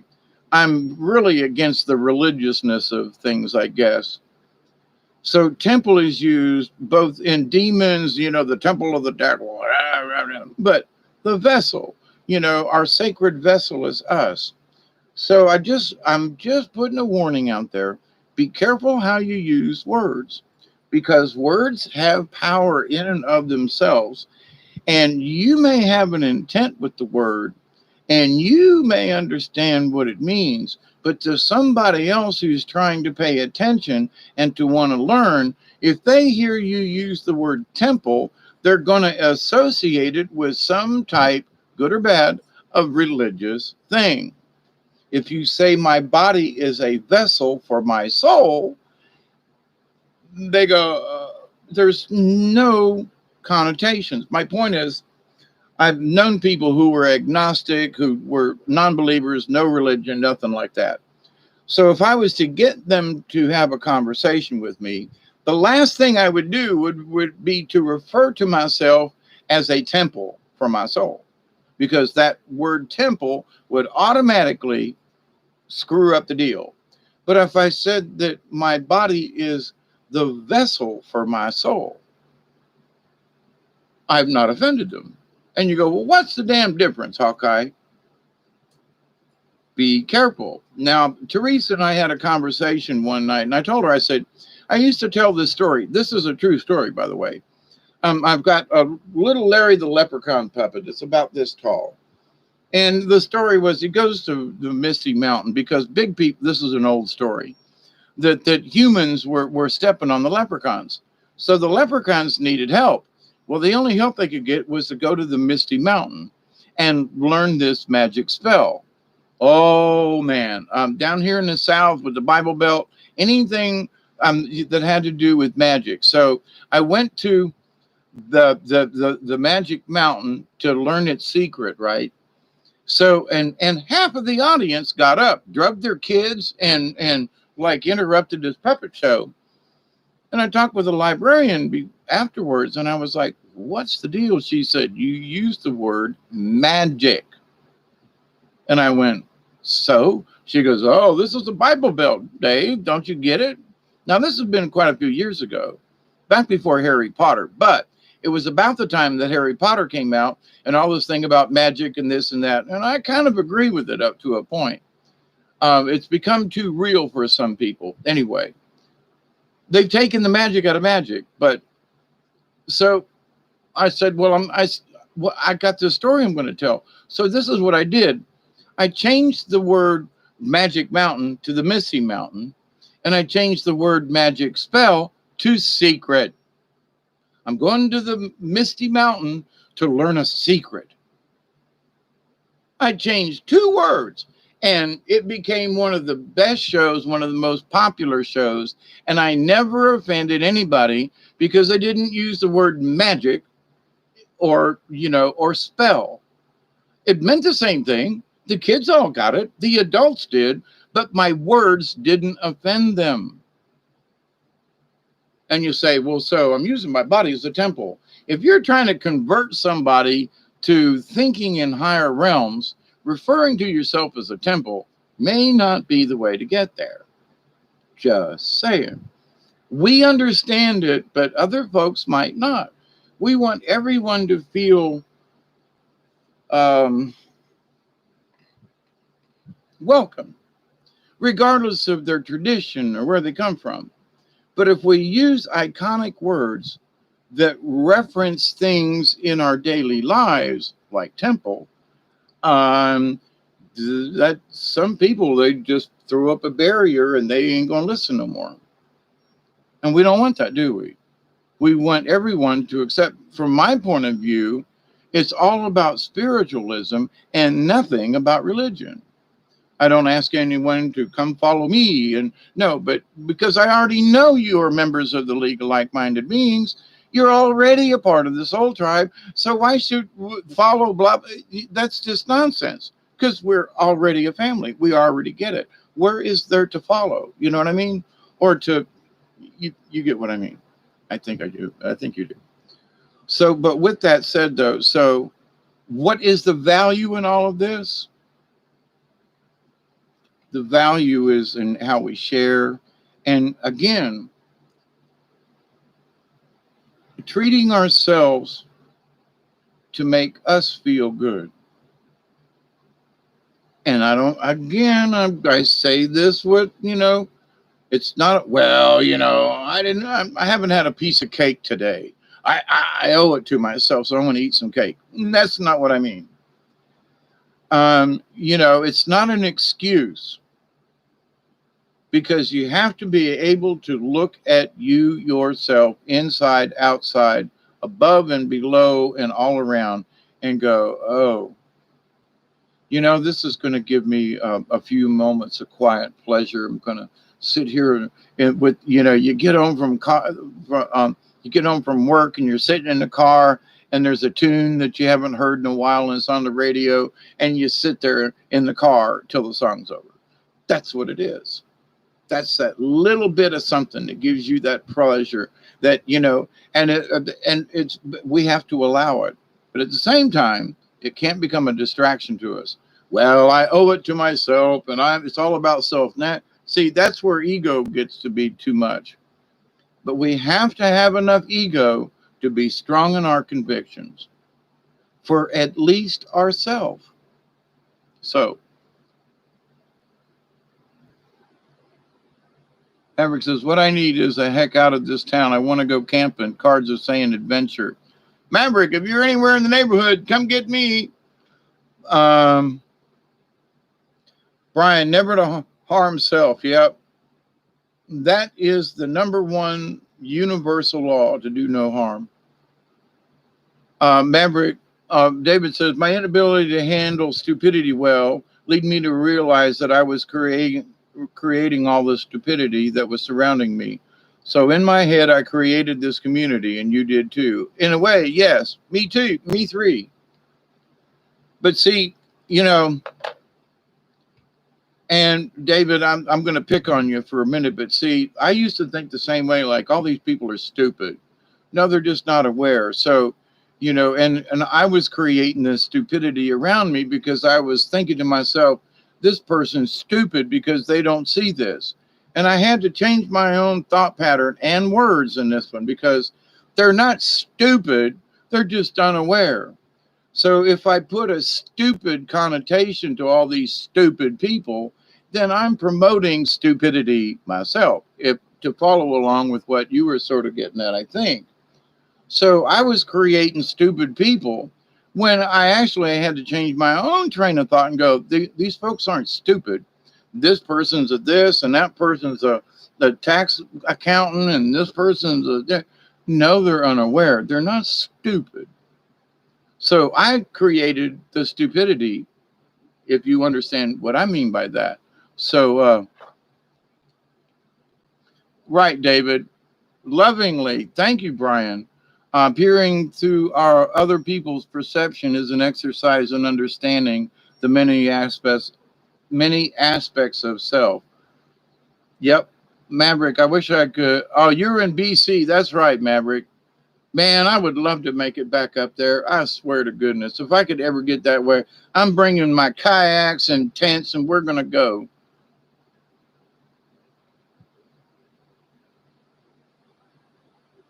Maverick says, kind of might have been what I said.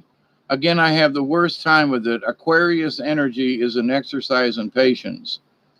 It's all an exercise in patience, regardless of where the Aquarius is.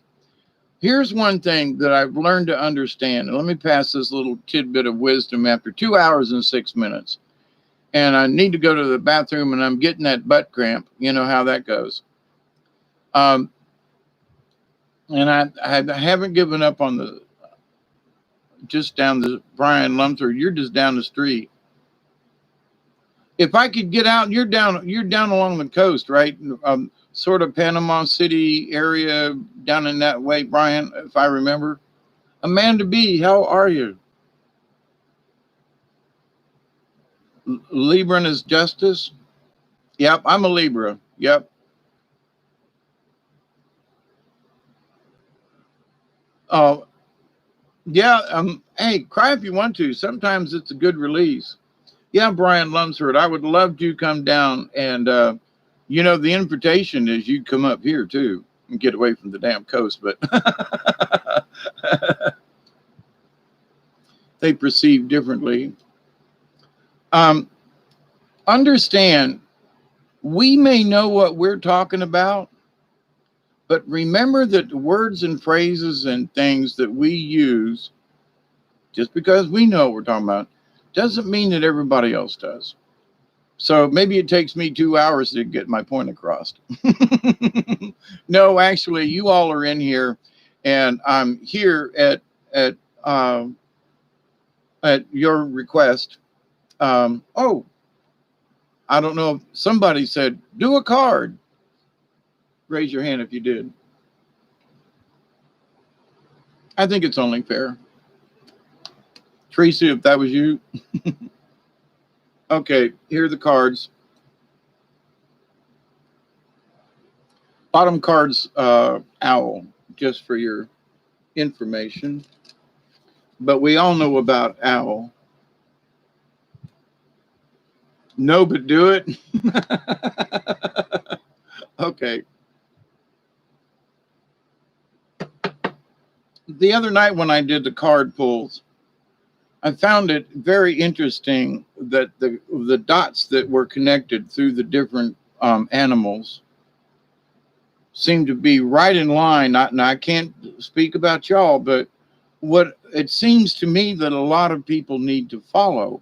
They need to understand what is real and not real. They need to understand, patience. They need to be more like Ant. They need to be, to see the joy in things like Navarre, Florida. Yeah, okay, I'm supposed to know that where that is. I'm supposed to know where that is, Navarre. Give me a closer town, Brian. Just 50 miles away. That's close enough. All right, so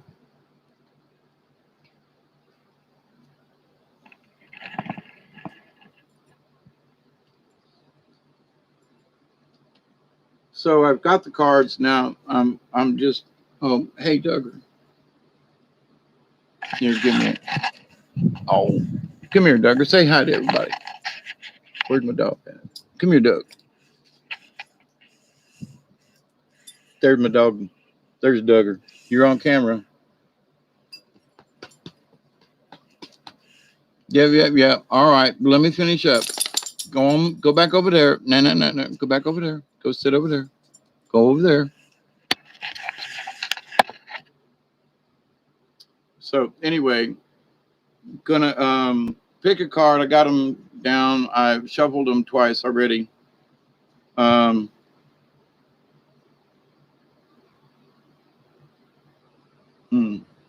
There's one card. Duggar puppy. Yeah.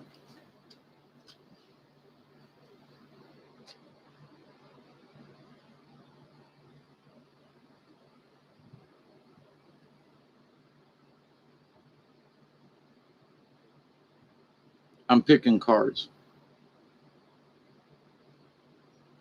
I think it's this one. We'll see. All right, last card. Here we go with butterfly again. Oh, you got the card deck in the book? Cool beans, Teresa. Butterfly. Pulled this butterfly card. Now, there's 40 some odd cards in here. So, butterfly. Let's see what this one is. Mountain lion. Ooh. And this one is frog.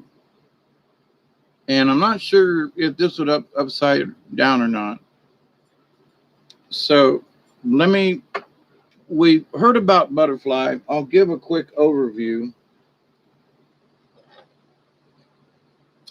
But as I think I was talking with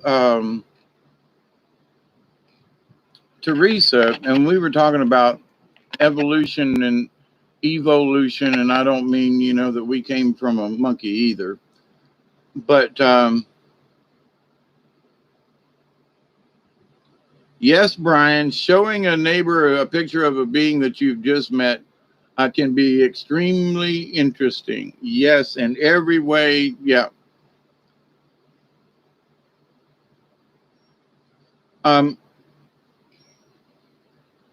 Oh, crap, I moved the book.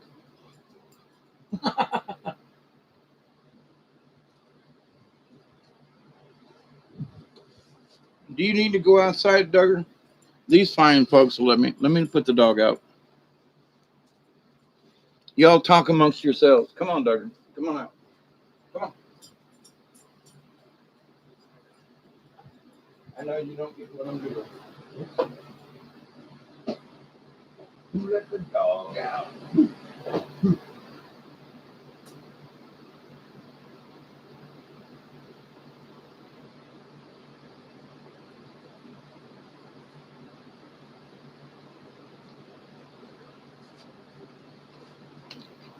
So Duggar's outside for a minute. Now, for those of you who weren't around the other night, but I picked butterfly. And I think Teresa and I were discussing butterfly being number 9.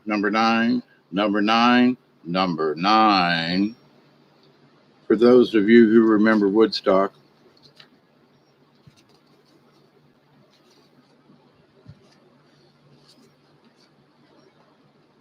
Butterfly that flutters in the morning light. You have known many forms before ere you took flight. Butterfly is transformation. The power of the butterfly brings it to us is akin to the air. It is the mind and the ability to know the mind or to change it. It is the art of transformation. Now, there are 4 different stages. It's in the egg stage. Then there's the larva stage. Then there's the cocoon stage. And then there's the butterfly stage. And so,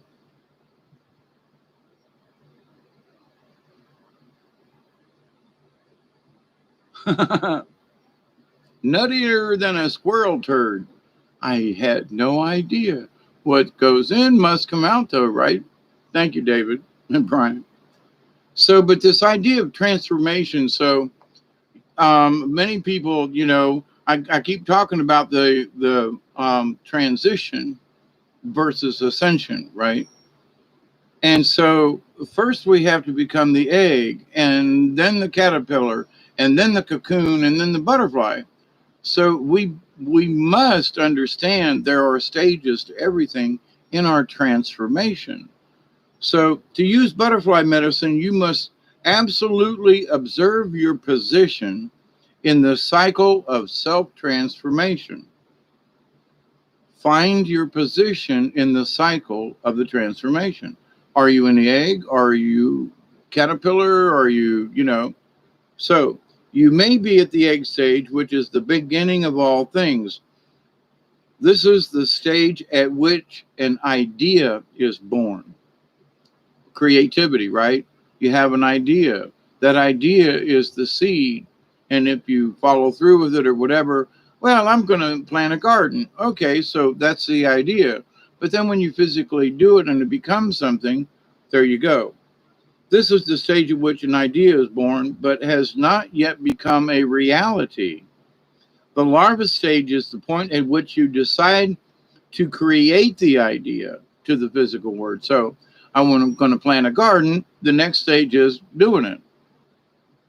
The cocoon stage involves going within, doing or developing your project, idea, or aspect of personality, what you're going to plant in the garden. Okay. The final stage of transformation is the leaving of the chrysalis and birth. This last step involves sharing the colors and joy of your creation with the world. By asking yourself these questions, will you discover how butterfly is relating to you at this moment? So we're all in a transformation of some sort of another. So it's not about whether or not you're doing good or bad, but just where are you? That's what butterfly is saying. And to if it's contrary, there's always stuff there. If you have drawn butterfly reversed, your lesson is a single one. There is a need for change in your life that you are not recognizing. Now, many of us know this, and I've got a couple of changes I need to make. So every time butterfly shows up, it's like, all right. And there are some things that maybe I'm being in a cocoon at that I just don't want to, handle or deal with or whatever. So these things, so the reverse is important too. This could be a possible need for freedom. Well, separation. Oh, wait, for a vacation or for a new job. You may believe that change is too difficult and you may rule it out to perceive the comfort of old habits. Remember earlier on, an hour and a half ago or so, I was talking about, I'm using the dog as an excuse not to go to the river. Shame on me. See, so this message applies to me too. And maybe you. Okay, so the next one is mountain lion, number 17. And I do not remember ever pulling mountain lion. I mean, not just on here, but in general. I don't know if I've ever pulled mountain lion. Ooh, leadership, number 17. Mountain lion, O kingly leader of sleek feline form, touch my heart with courage, then sound the alarm, that I may lead with foresight, assurance bright and true, to carry on the spirit of the strength I see in you. Mountain lion can be a very difficult power totem for you to have because it places you in a position to be a target for the problems of others. Yep, Duggar's barking, yep. You could be blamed for things going wrong or for always taking charge when others cannot. You could become the perfect justification for the insecurity of others. I'm going to read that one again. You could become the perfect justification for the insecurities of others. So somebody wants to learn, blah, blah, blah, and they want to blame it on you. Well, you know, you're a squirrel turd, you know? Well, that was good on cue. Mountain lion medicine involves lessons on the use of power and leadership. It is the ability to lead without insisting that others follow. It is the understanding that all beings are potential leaders in their own ways. The use and abuse of power in a position of influence are part of this great cat's medicine. By observing, here we go, by observing the graceful pounce of mountain lion, you will learn how to balance power, intention, physical strength, and grace. This relates in human terms to the balance of body, mind, and spirit.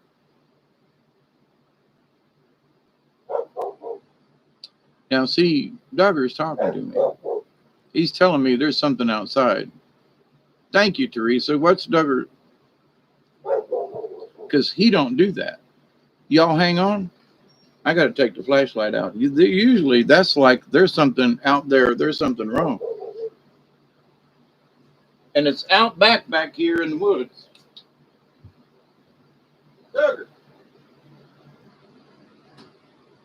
Where you at?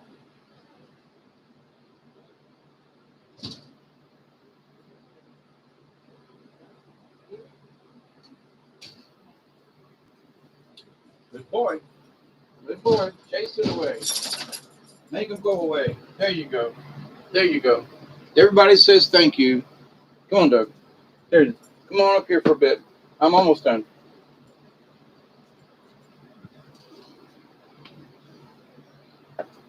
He was chasing something around the house. Good job. Thank you, boy.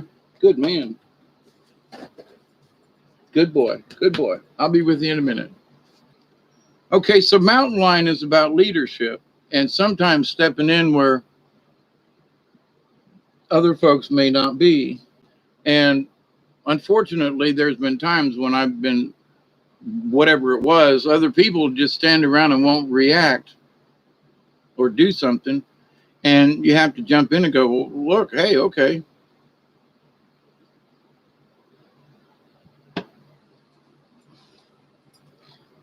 But it doesn't, by Shirley, one of the things that I understood a long time ago was that you may be smarter than other people, but if you try to convince other people that you're smarter than they are, you're just going to create an enemy.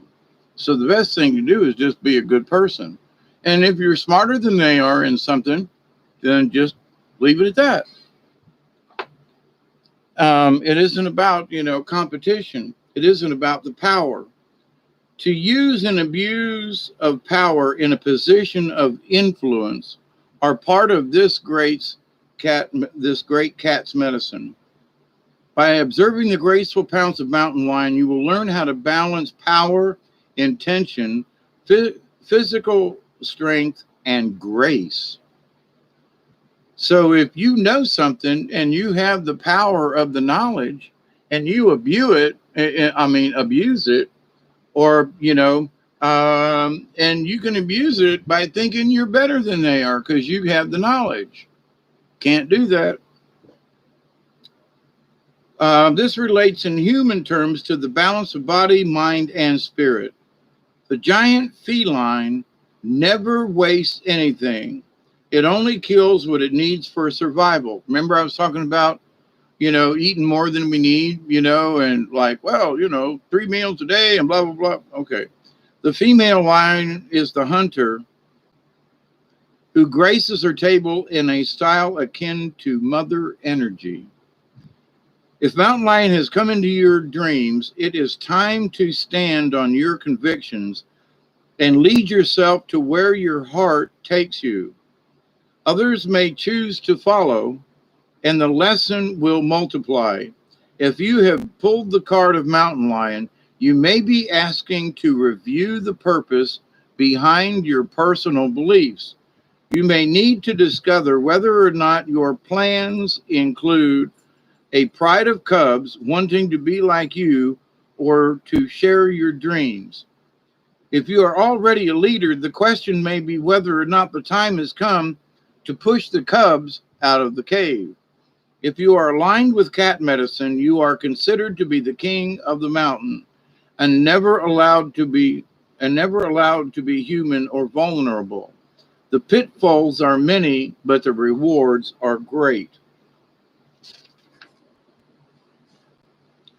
If you get this one upside down, the card is reversed. You may be playing with fire. A leader who tries to lead through tyranny or dictatorship has forgotten the medicine of truth. Through the reversal of this medicine, you may be tricked into believing that nothing else has validity except the idea created by yourself. In other words, you create stupidity. No offense, Dave, but to the point where, you could actually create, you may be tricked into believing that nothing else has validity except the ideas created by yourself. So yes, ego. Yeah, there you go. Watch out. Rome crumbled for this very reason. If this aspect of the contrary medicine does not apply to your situation, look at other messages which Mountain Lion brings to the reverse position. If you are avoiding taking your place in leadership, it could be because the whole idea scares you silly. This is the normal state of affairs for one who has never been a leader before. In this instant, it is necessary to call upon the courage of lion and to begin by learning the lessons of the lion-hearted. Another message of Mountain Lion reversed is to not let yourself be led down the primrose path by a leader who is abusing power. So that can, that could take all kinds of forms there. If you want to put yourself on the road to being a leader in your own right, ask questions of anyone to whom you have given authority. If you see they carry the medicine of Mountain Lion and whether you can grow into your own leadership by observing how they handle the task of setting example. Become Mountain Lion by refusing to hide in the cave of your own shyness or uncertainty. Roar with conviction, roar with power, and remember to roar with laughter to balance the medicine. Aha, says Teresa. So, Mountain Lion. So, there are many things there. Leadership in it, but it's the courage.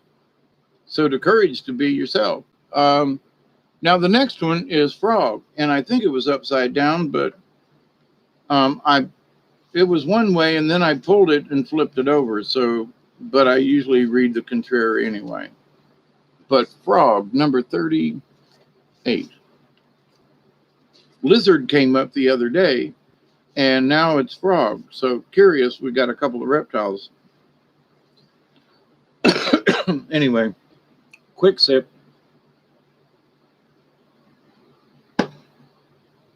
Blessings to all of you out there at 2:30 in the morning. Frog, cleansing. Interesting. Sing, frog, sing. Call the rains, quench the dryness, cleanse the earth, then fill me up again. That's right, Truth of Me. Reptiles. LOL. Gotcha. Cleansing. Frog sings the songs that bring the rain and make the road dirt more bearable. In other words, less dusty, right? Frog medicine is akin to water energy and the east on the medicine wheel. Frog teaches us to honor our tears, for they cleanse the soul. Who was talking about crying earlier. But, frog teaches us to honor our tears, for they cleanse the soul. Ribbit, ribbit. All water rights belong to frog, including all initiations by water.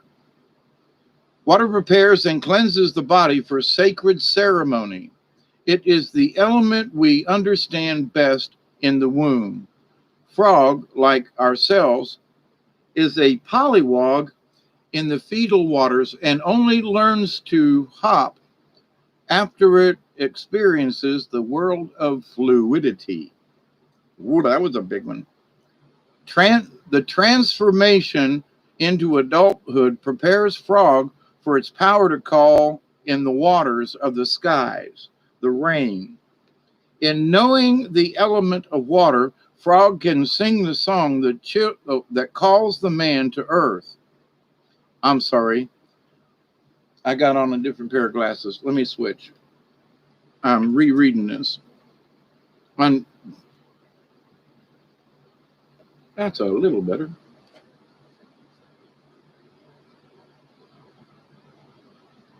In knowing the element of water, frog can sing the song that calls the rain to earth. When the ponds are dry, frog calls upon the thunder beings to cleanse and replenish the earth with water. Like frog, we are asked to know when it is time to refresh, purify, and refill the coffers of the soul. If frog hopped into the cards you chose today, its ribbit may be calling in the cleansing you need. If you were to look at where you are today, would you use any of the following words to describe your condition? Tired, overloaded, harried, frustrated, guilty, itchy, nervous, at a loss, empty, or weakened? If so, take a break and allow yourself to bathe in the waters of frog medicine. This could mean a long, relaxing bath, disconnecting the phone, yelling stop, or taking in deep, cleansing breaths. Now, what was I talking about earlier about, bringing in the joys and the things and about it, here's frog going, hey, cleansing. Sounds like a drug addict, huh? If so, take a break, right? The key thought is to find a way to rid yourself of distractions and to replace the mud with clear energy. Then replace your parched spirit, body, and mind. An ability of frog medicine people is to give support and turn the page and energy when it is needed. A frog medicine person can clean negativity from any environment.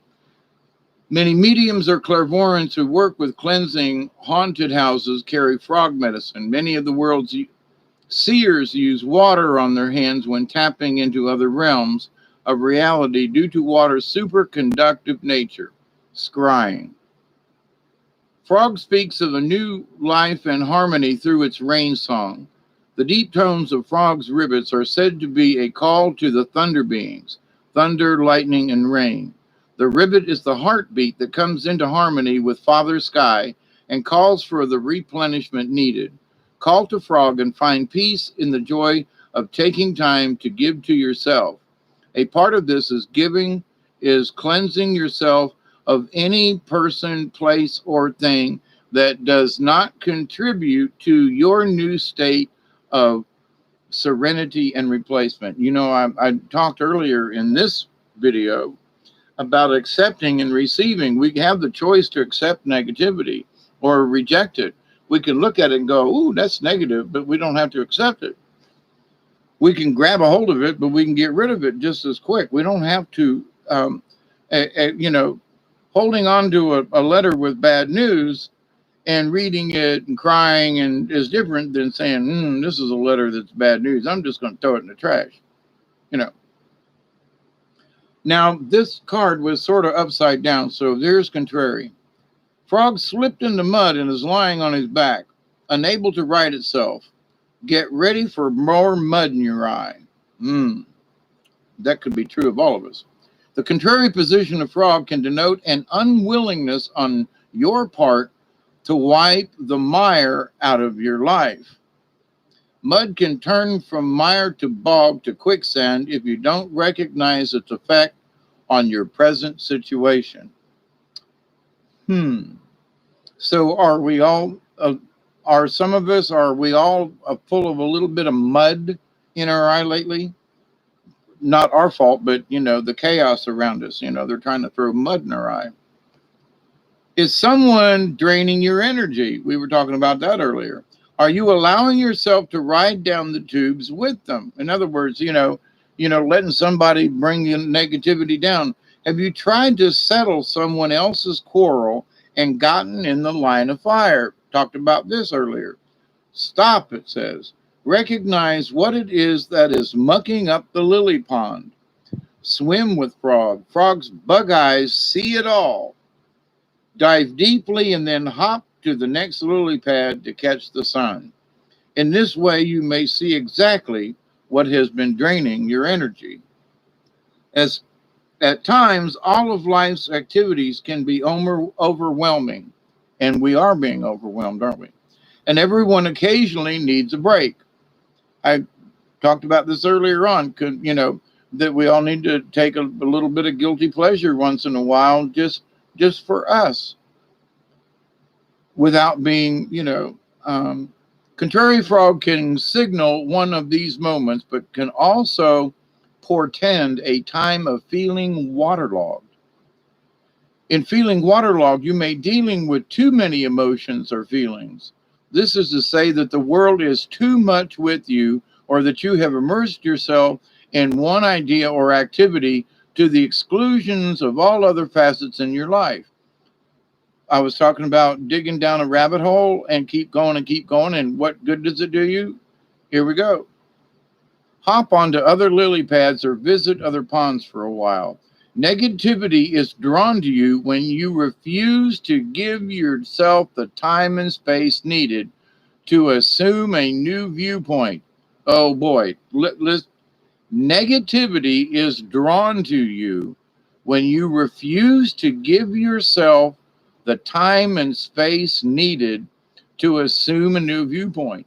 So if you've been down one particular rabbit hole for too long, you can be so overwhelmed with that rabbit hole, it's actually drawing negative energy. That's sort of what I was trying to bring out earlier. Frog in the contrary position is an omen that you are courting disaster if you don't stop and smell the lilies. Eat some flies, bask in the sun, and rivet until the rain comes to refill your spirit. Well, these three cards fit right in with the conversation I had for the last 2 hours, moving on to 3. So, my friends, whether, you saw me kind of filter through them, but one could say that, the frog card, upside or the regular, for many of us, and that's what I was talking about.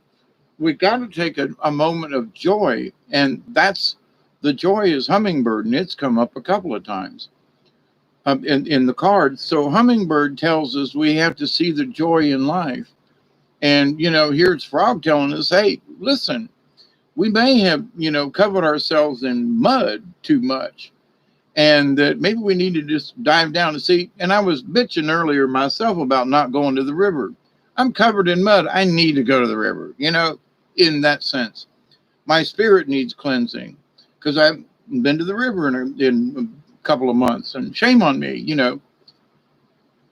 You're welcome, Truth in Me. So whether or not I choose this or the spirits choose them or whatever, what's most interesting to me is that anytime I pull a card, especially after the fact, it seems to back up or validate those types of things that I've been meditating on for weeks or whatever, and Spirit wants to have the conversation with you guys, gals, folks, entities, beings, super folk, you lovely members of the soul tribe and members of the League of Like-Minded Beings. You're You're both members. You can't get away from it. Listen, I have bored you long enough.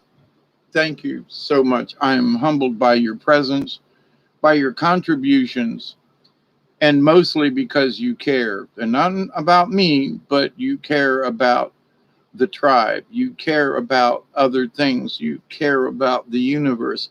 You do care what happens. And with our intent, and that is how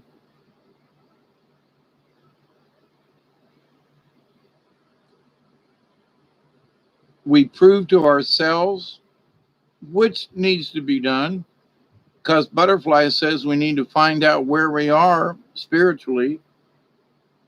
So whether or not you are of value, so consider yourself, consider 10 minutes of prayer on your front porch or back porch or whatever is of value to the universe. When you understand what these insignificant things to other people may be, it is highly important to those of us who are trying to understand the higher realms, spirituality, higher frequencies, etc. When you take into the consideration, you know what? Just maybe my prayer will do some good. By saying just maybe, you can go, I don't know. I don't know if this prayer is going to work. Well, then if you throw doubt, it's out of there. You've got a 50-50 chance. When you say, I'm going to send this out there, I'm going to send this prayer to the universe and know that it will have some effect. Doesn't matter what. My prayer will have value. And no expectations. It isn't, well, 1,000 people are going to join my channel, or 1,000,000 souls are going to be saved because of these profound words that I spoke, or a billion, souls will be saved in the universe. No.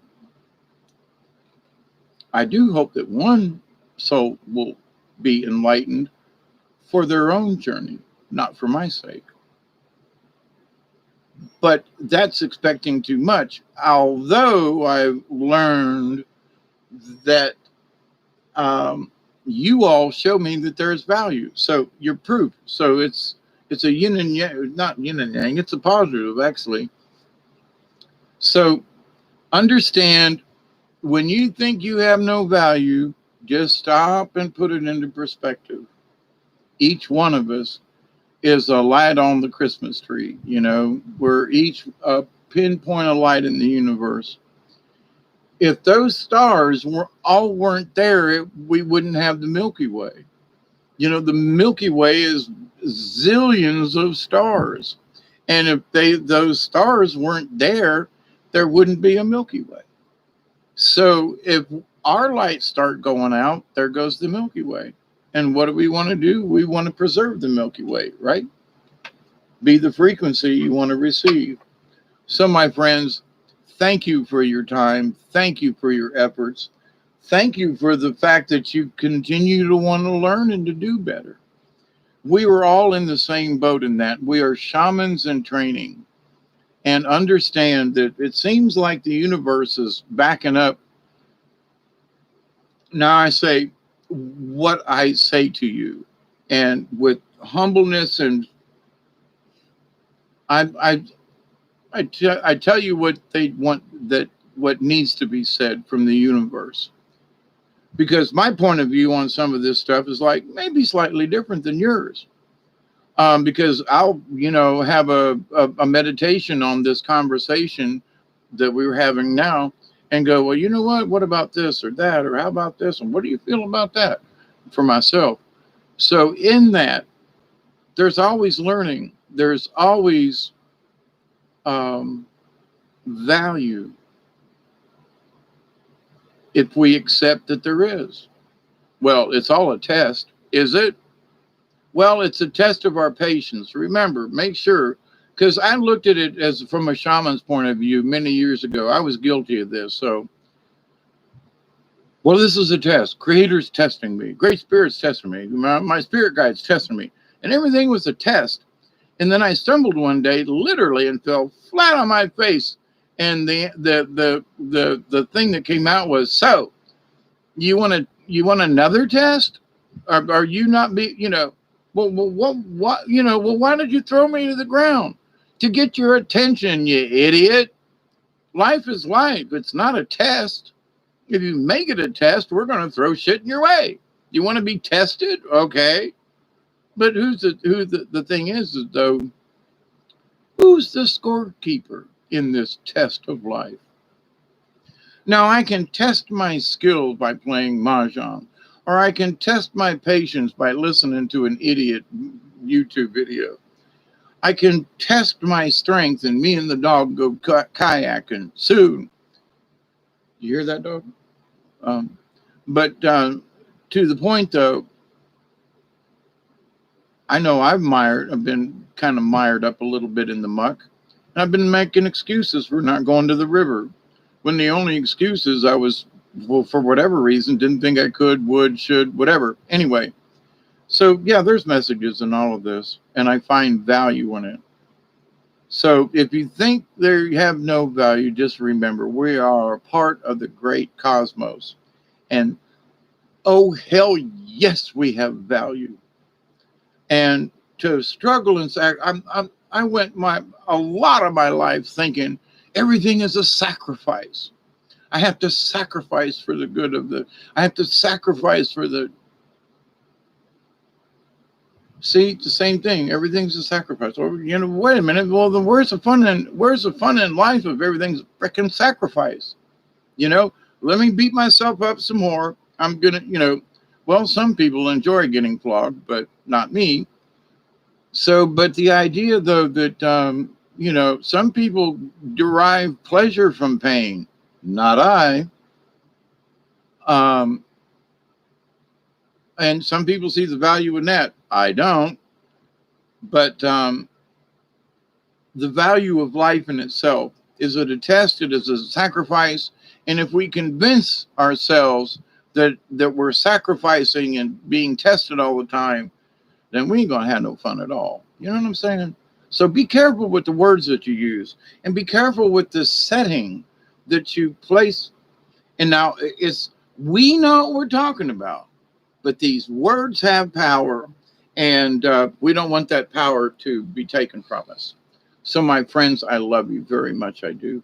Thank you for all that you do.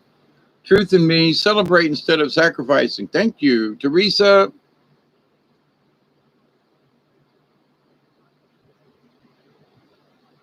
Basto means more to me now, enhanced perspective. Now I'm going to say this, and I wasn't going to earlier. Take Duggar for a boat ride.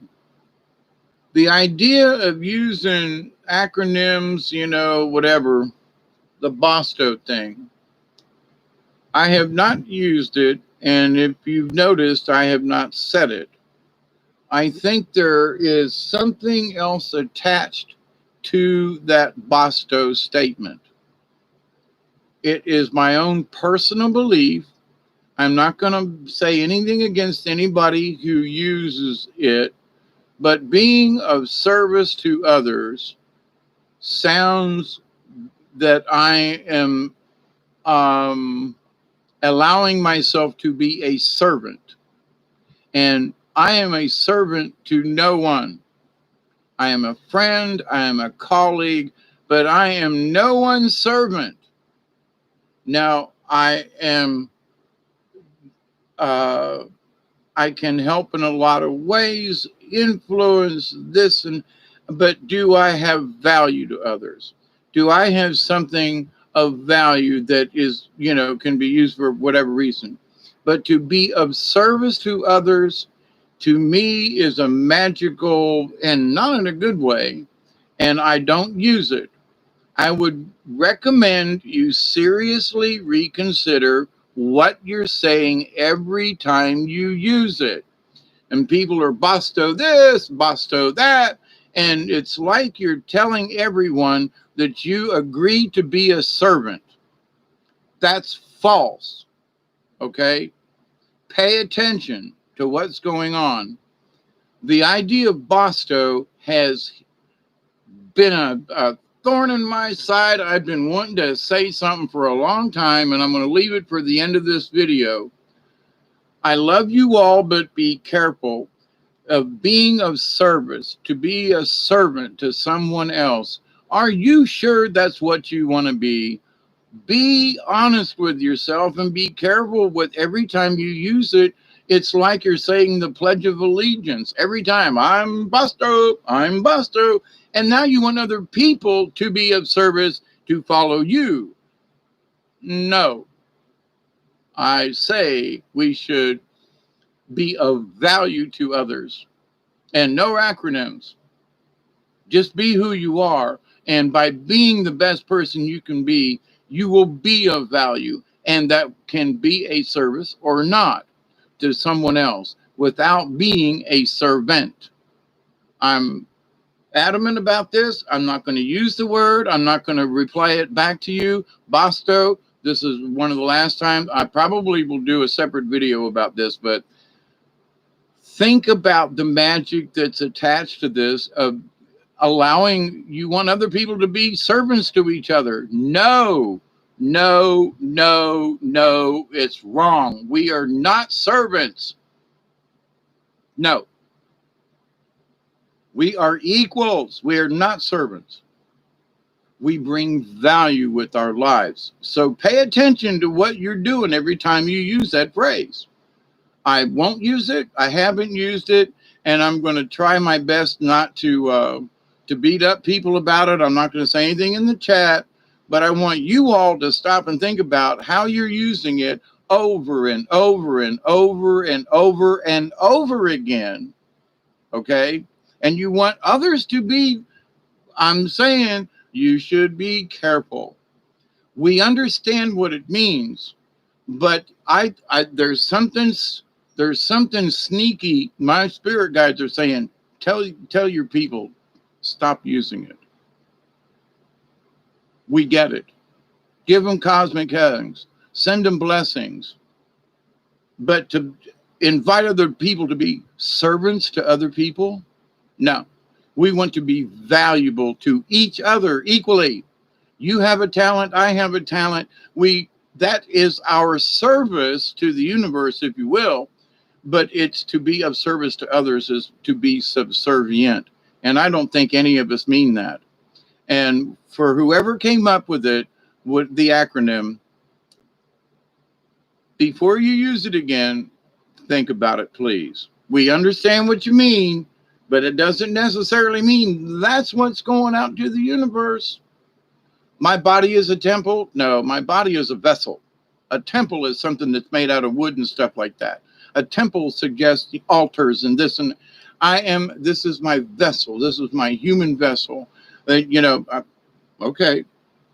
Understand words and some of these things, they're like magic spells, and people keep using them over and over and over again. I know I'm preaching holy Jiminy Christmas. Let me get on my soapbox. But the message is coming through from the spirit side that, don't get caught up in this, because these things aren't necessarily good for us. We're repeating things we think we know what we mean, but that's not necessarily. Truth of me, that nailed the feeling I was having with the Basto thing.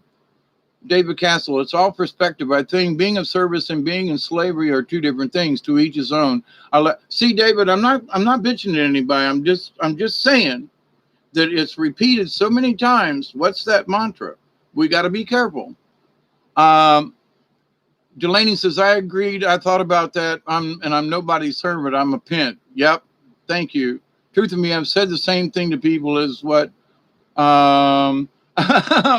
Bovio. See, I don't want to come up with any kind of acronyms or anything. Yeah, for good or bad, I just think, we need to understand that, like Teresa says, be the frequency you wish to receive and be of value to one another. And we got to be of value to self, before we can, but to the point though, understand, I know what the feeling is behind the Basto thing. I get it. I understand it. but there's something attached to it spiritually I cannot put my finger on, and I won't use it. That's all. It's up to you. You can use it. And David, I love you anyway as well. Folks have the free will to use it or not, but there something's wrong. I can't put my finger, and they're hollering at me going, stop using it. Quit doing it. No. So, all right. I'm on about that. I was not going to talk about it. And then it just flooded out. But so be of value to someone today or tomorrow. Be of value to yourself. Be of value to the universe by simply being a good you. You know, there's nothing really special about it. Just be a good person and you will be of service. You will be of value. You are of value already. You just need to recognize it. So anyway, I love you, my friends. Thank you, David, Delaney, Teresa, Truth in Me, Michelle, as always, of course. Teresa says, it's helpful, Hawkeye. Many feel this too. Yeah, right, Truth in Me. There's just something off with it. I can't figure it out, but it's just something. And, you know, that enough said. I ain't going to repeat it. Yeah, David, thank you. And see, here's the thing. I haven't brought this up or discussed this with anybody. Well, I have with one or two people. But I'm finding out that as I discuss this, some of you are agreeing with me going, you know, there's something about it. And it's not the idea, but there's something about the Bosto thing in it. Anyway, so there's just something about it. And many of us seem to get it. Whatever that is, we just, so thank you. Maverick says, I read the word service in my dictionary earlier and read it for yourself. You will understand why. We still love you as well. Yeah, this is not to piss anybody off. It was just that my spirit guide's been screaming at me for weeks now about this, and I wouldn't say anything. But, you know, with being honest and truthful and to understand the deeper thoughts of things and to be of value to the universe, you know, that's an everyday thing. David says, I've been married twice. My feelings don't hurt easily. I've been married 4 times and holy crap, double the trouble. Open Think. Hi, how are you? Delaney says, give Doug or a doggy a good ear scratch for me, please. I will. He's over here on the floor. I will. I'm going to give him a treat from his goodie bag. Maverick says, however, the definition was also the other side of service, which is a gift to another. Yeah. See, I don't have, it's just, I don't know. I ain't going to say no more. But anyway, I love you all. And giving to another increases knowledge and love and understanding through experiences. Yep. And that's where we become valuable. See, I'm gonna pull this thing right back around. You know, serving somebody may or may not have value, but you know, anyway, the experience of it is valuable. So I think value has more oomph to it. I was glad that it came across for me so that I could have this conversation. 3 hours later, oh my God. So Maverick, all of y'all, David Castle, I know there are folks that I have missed that are probably lurking in the back. Open Think, it's good to see you again. Teresa, Delaney, as always. Well, I know you're out there somewhere. Truth in Me, let's see, Delaney, David Castle. If I missed you, I'm sorry. Truly, Maverick as well. And there were some other folks in here earlier too. So it says there's 15 of you with 14 likes at 2:54 a.m. Eastern Daylight Time this Sunday morning. So I wish you all well. We're grateful for the rains we've had recently here in South Georgia. Say thank you to the universe. Just nobody in particular. Just say thank you. Consider the fact how valuable you really are. Consider the fact that with more enlightenment, how much more valuable you become to the universe, not just to other people, but to the universe. Your enlightenment shines to the universe. And so that is not just valuable in this 3D dimension, but in the grand scheme in the greater universe. So the more we understand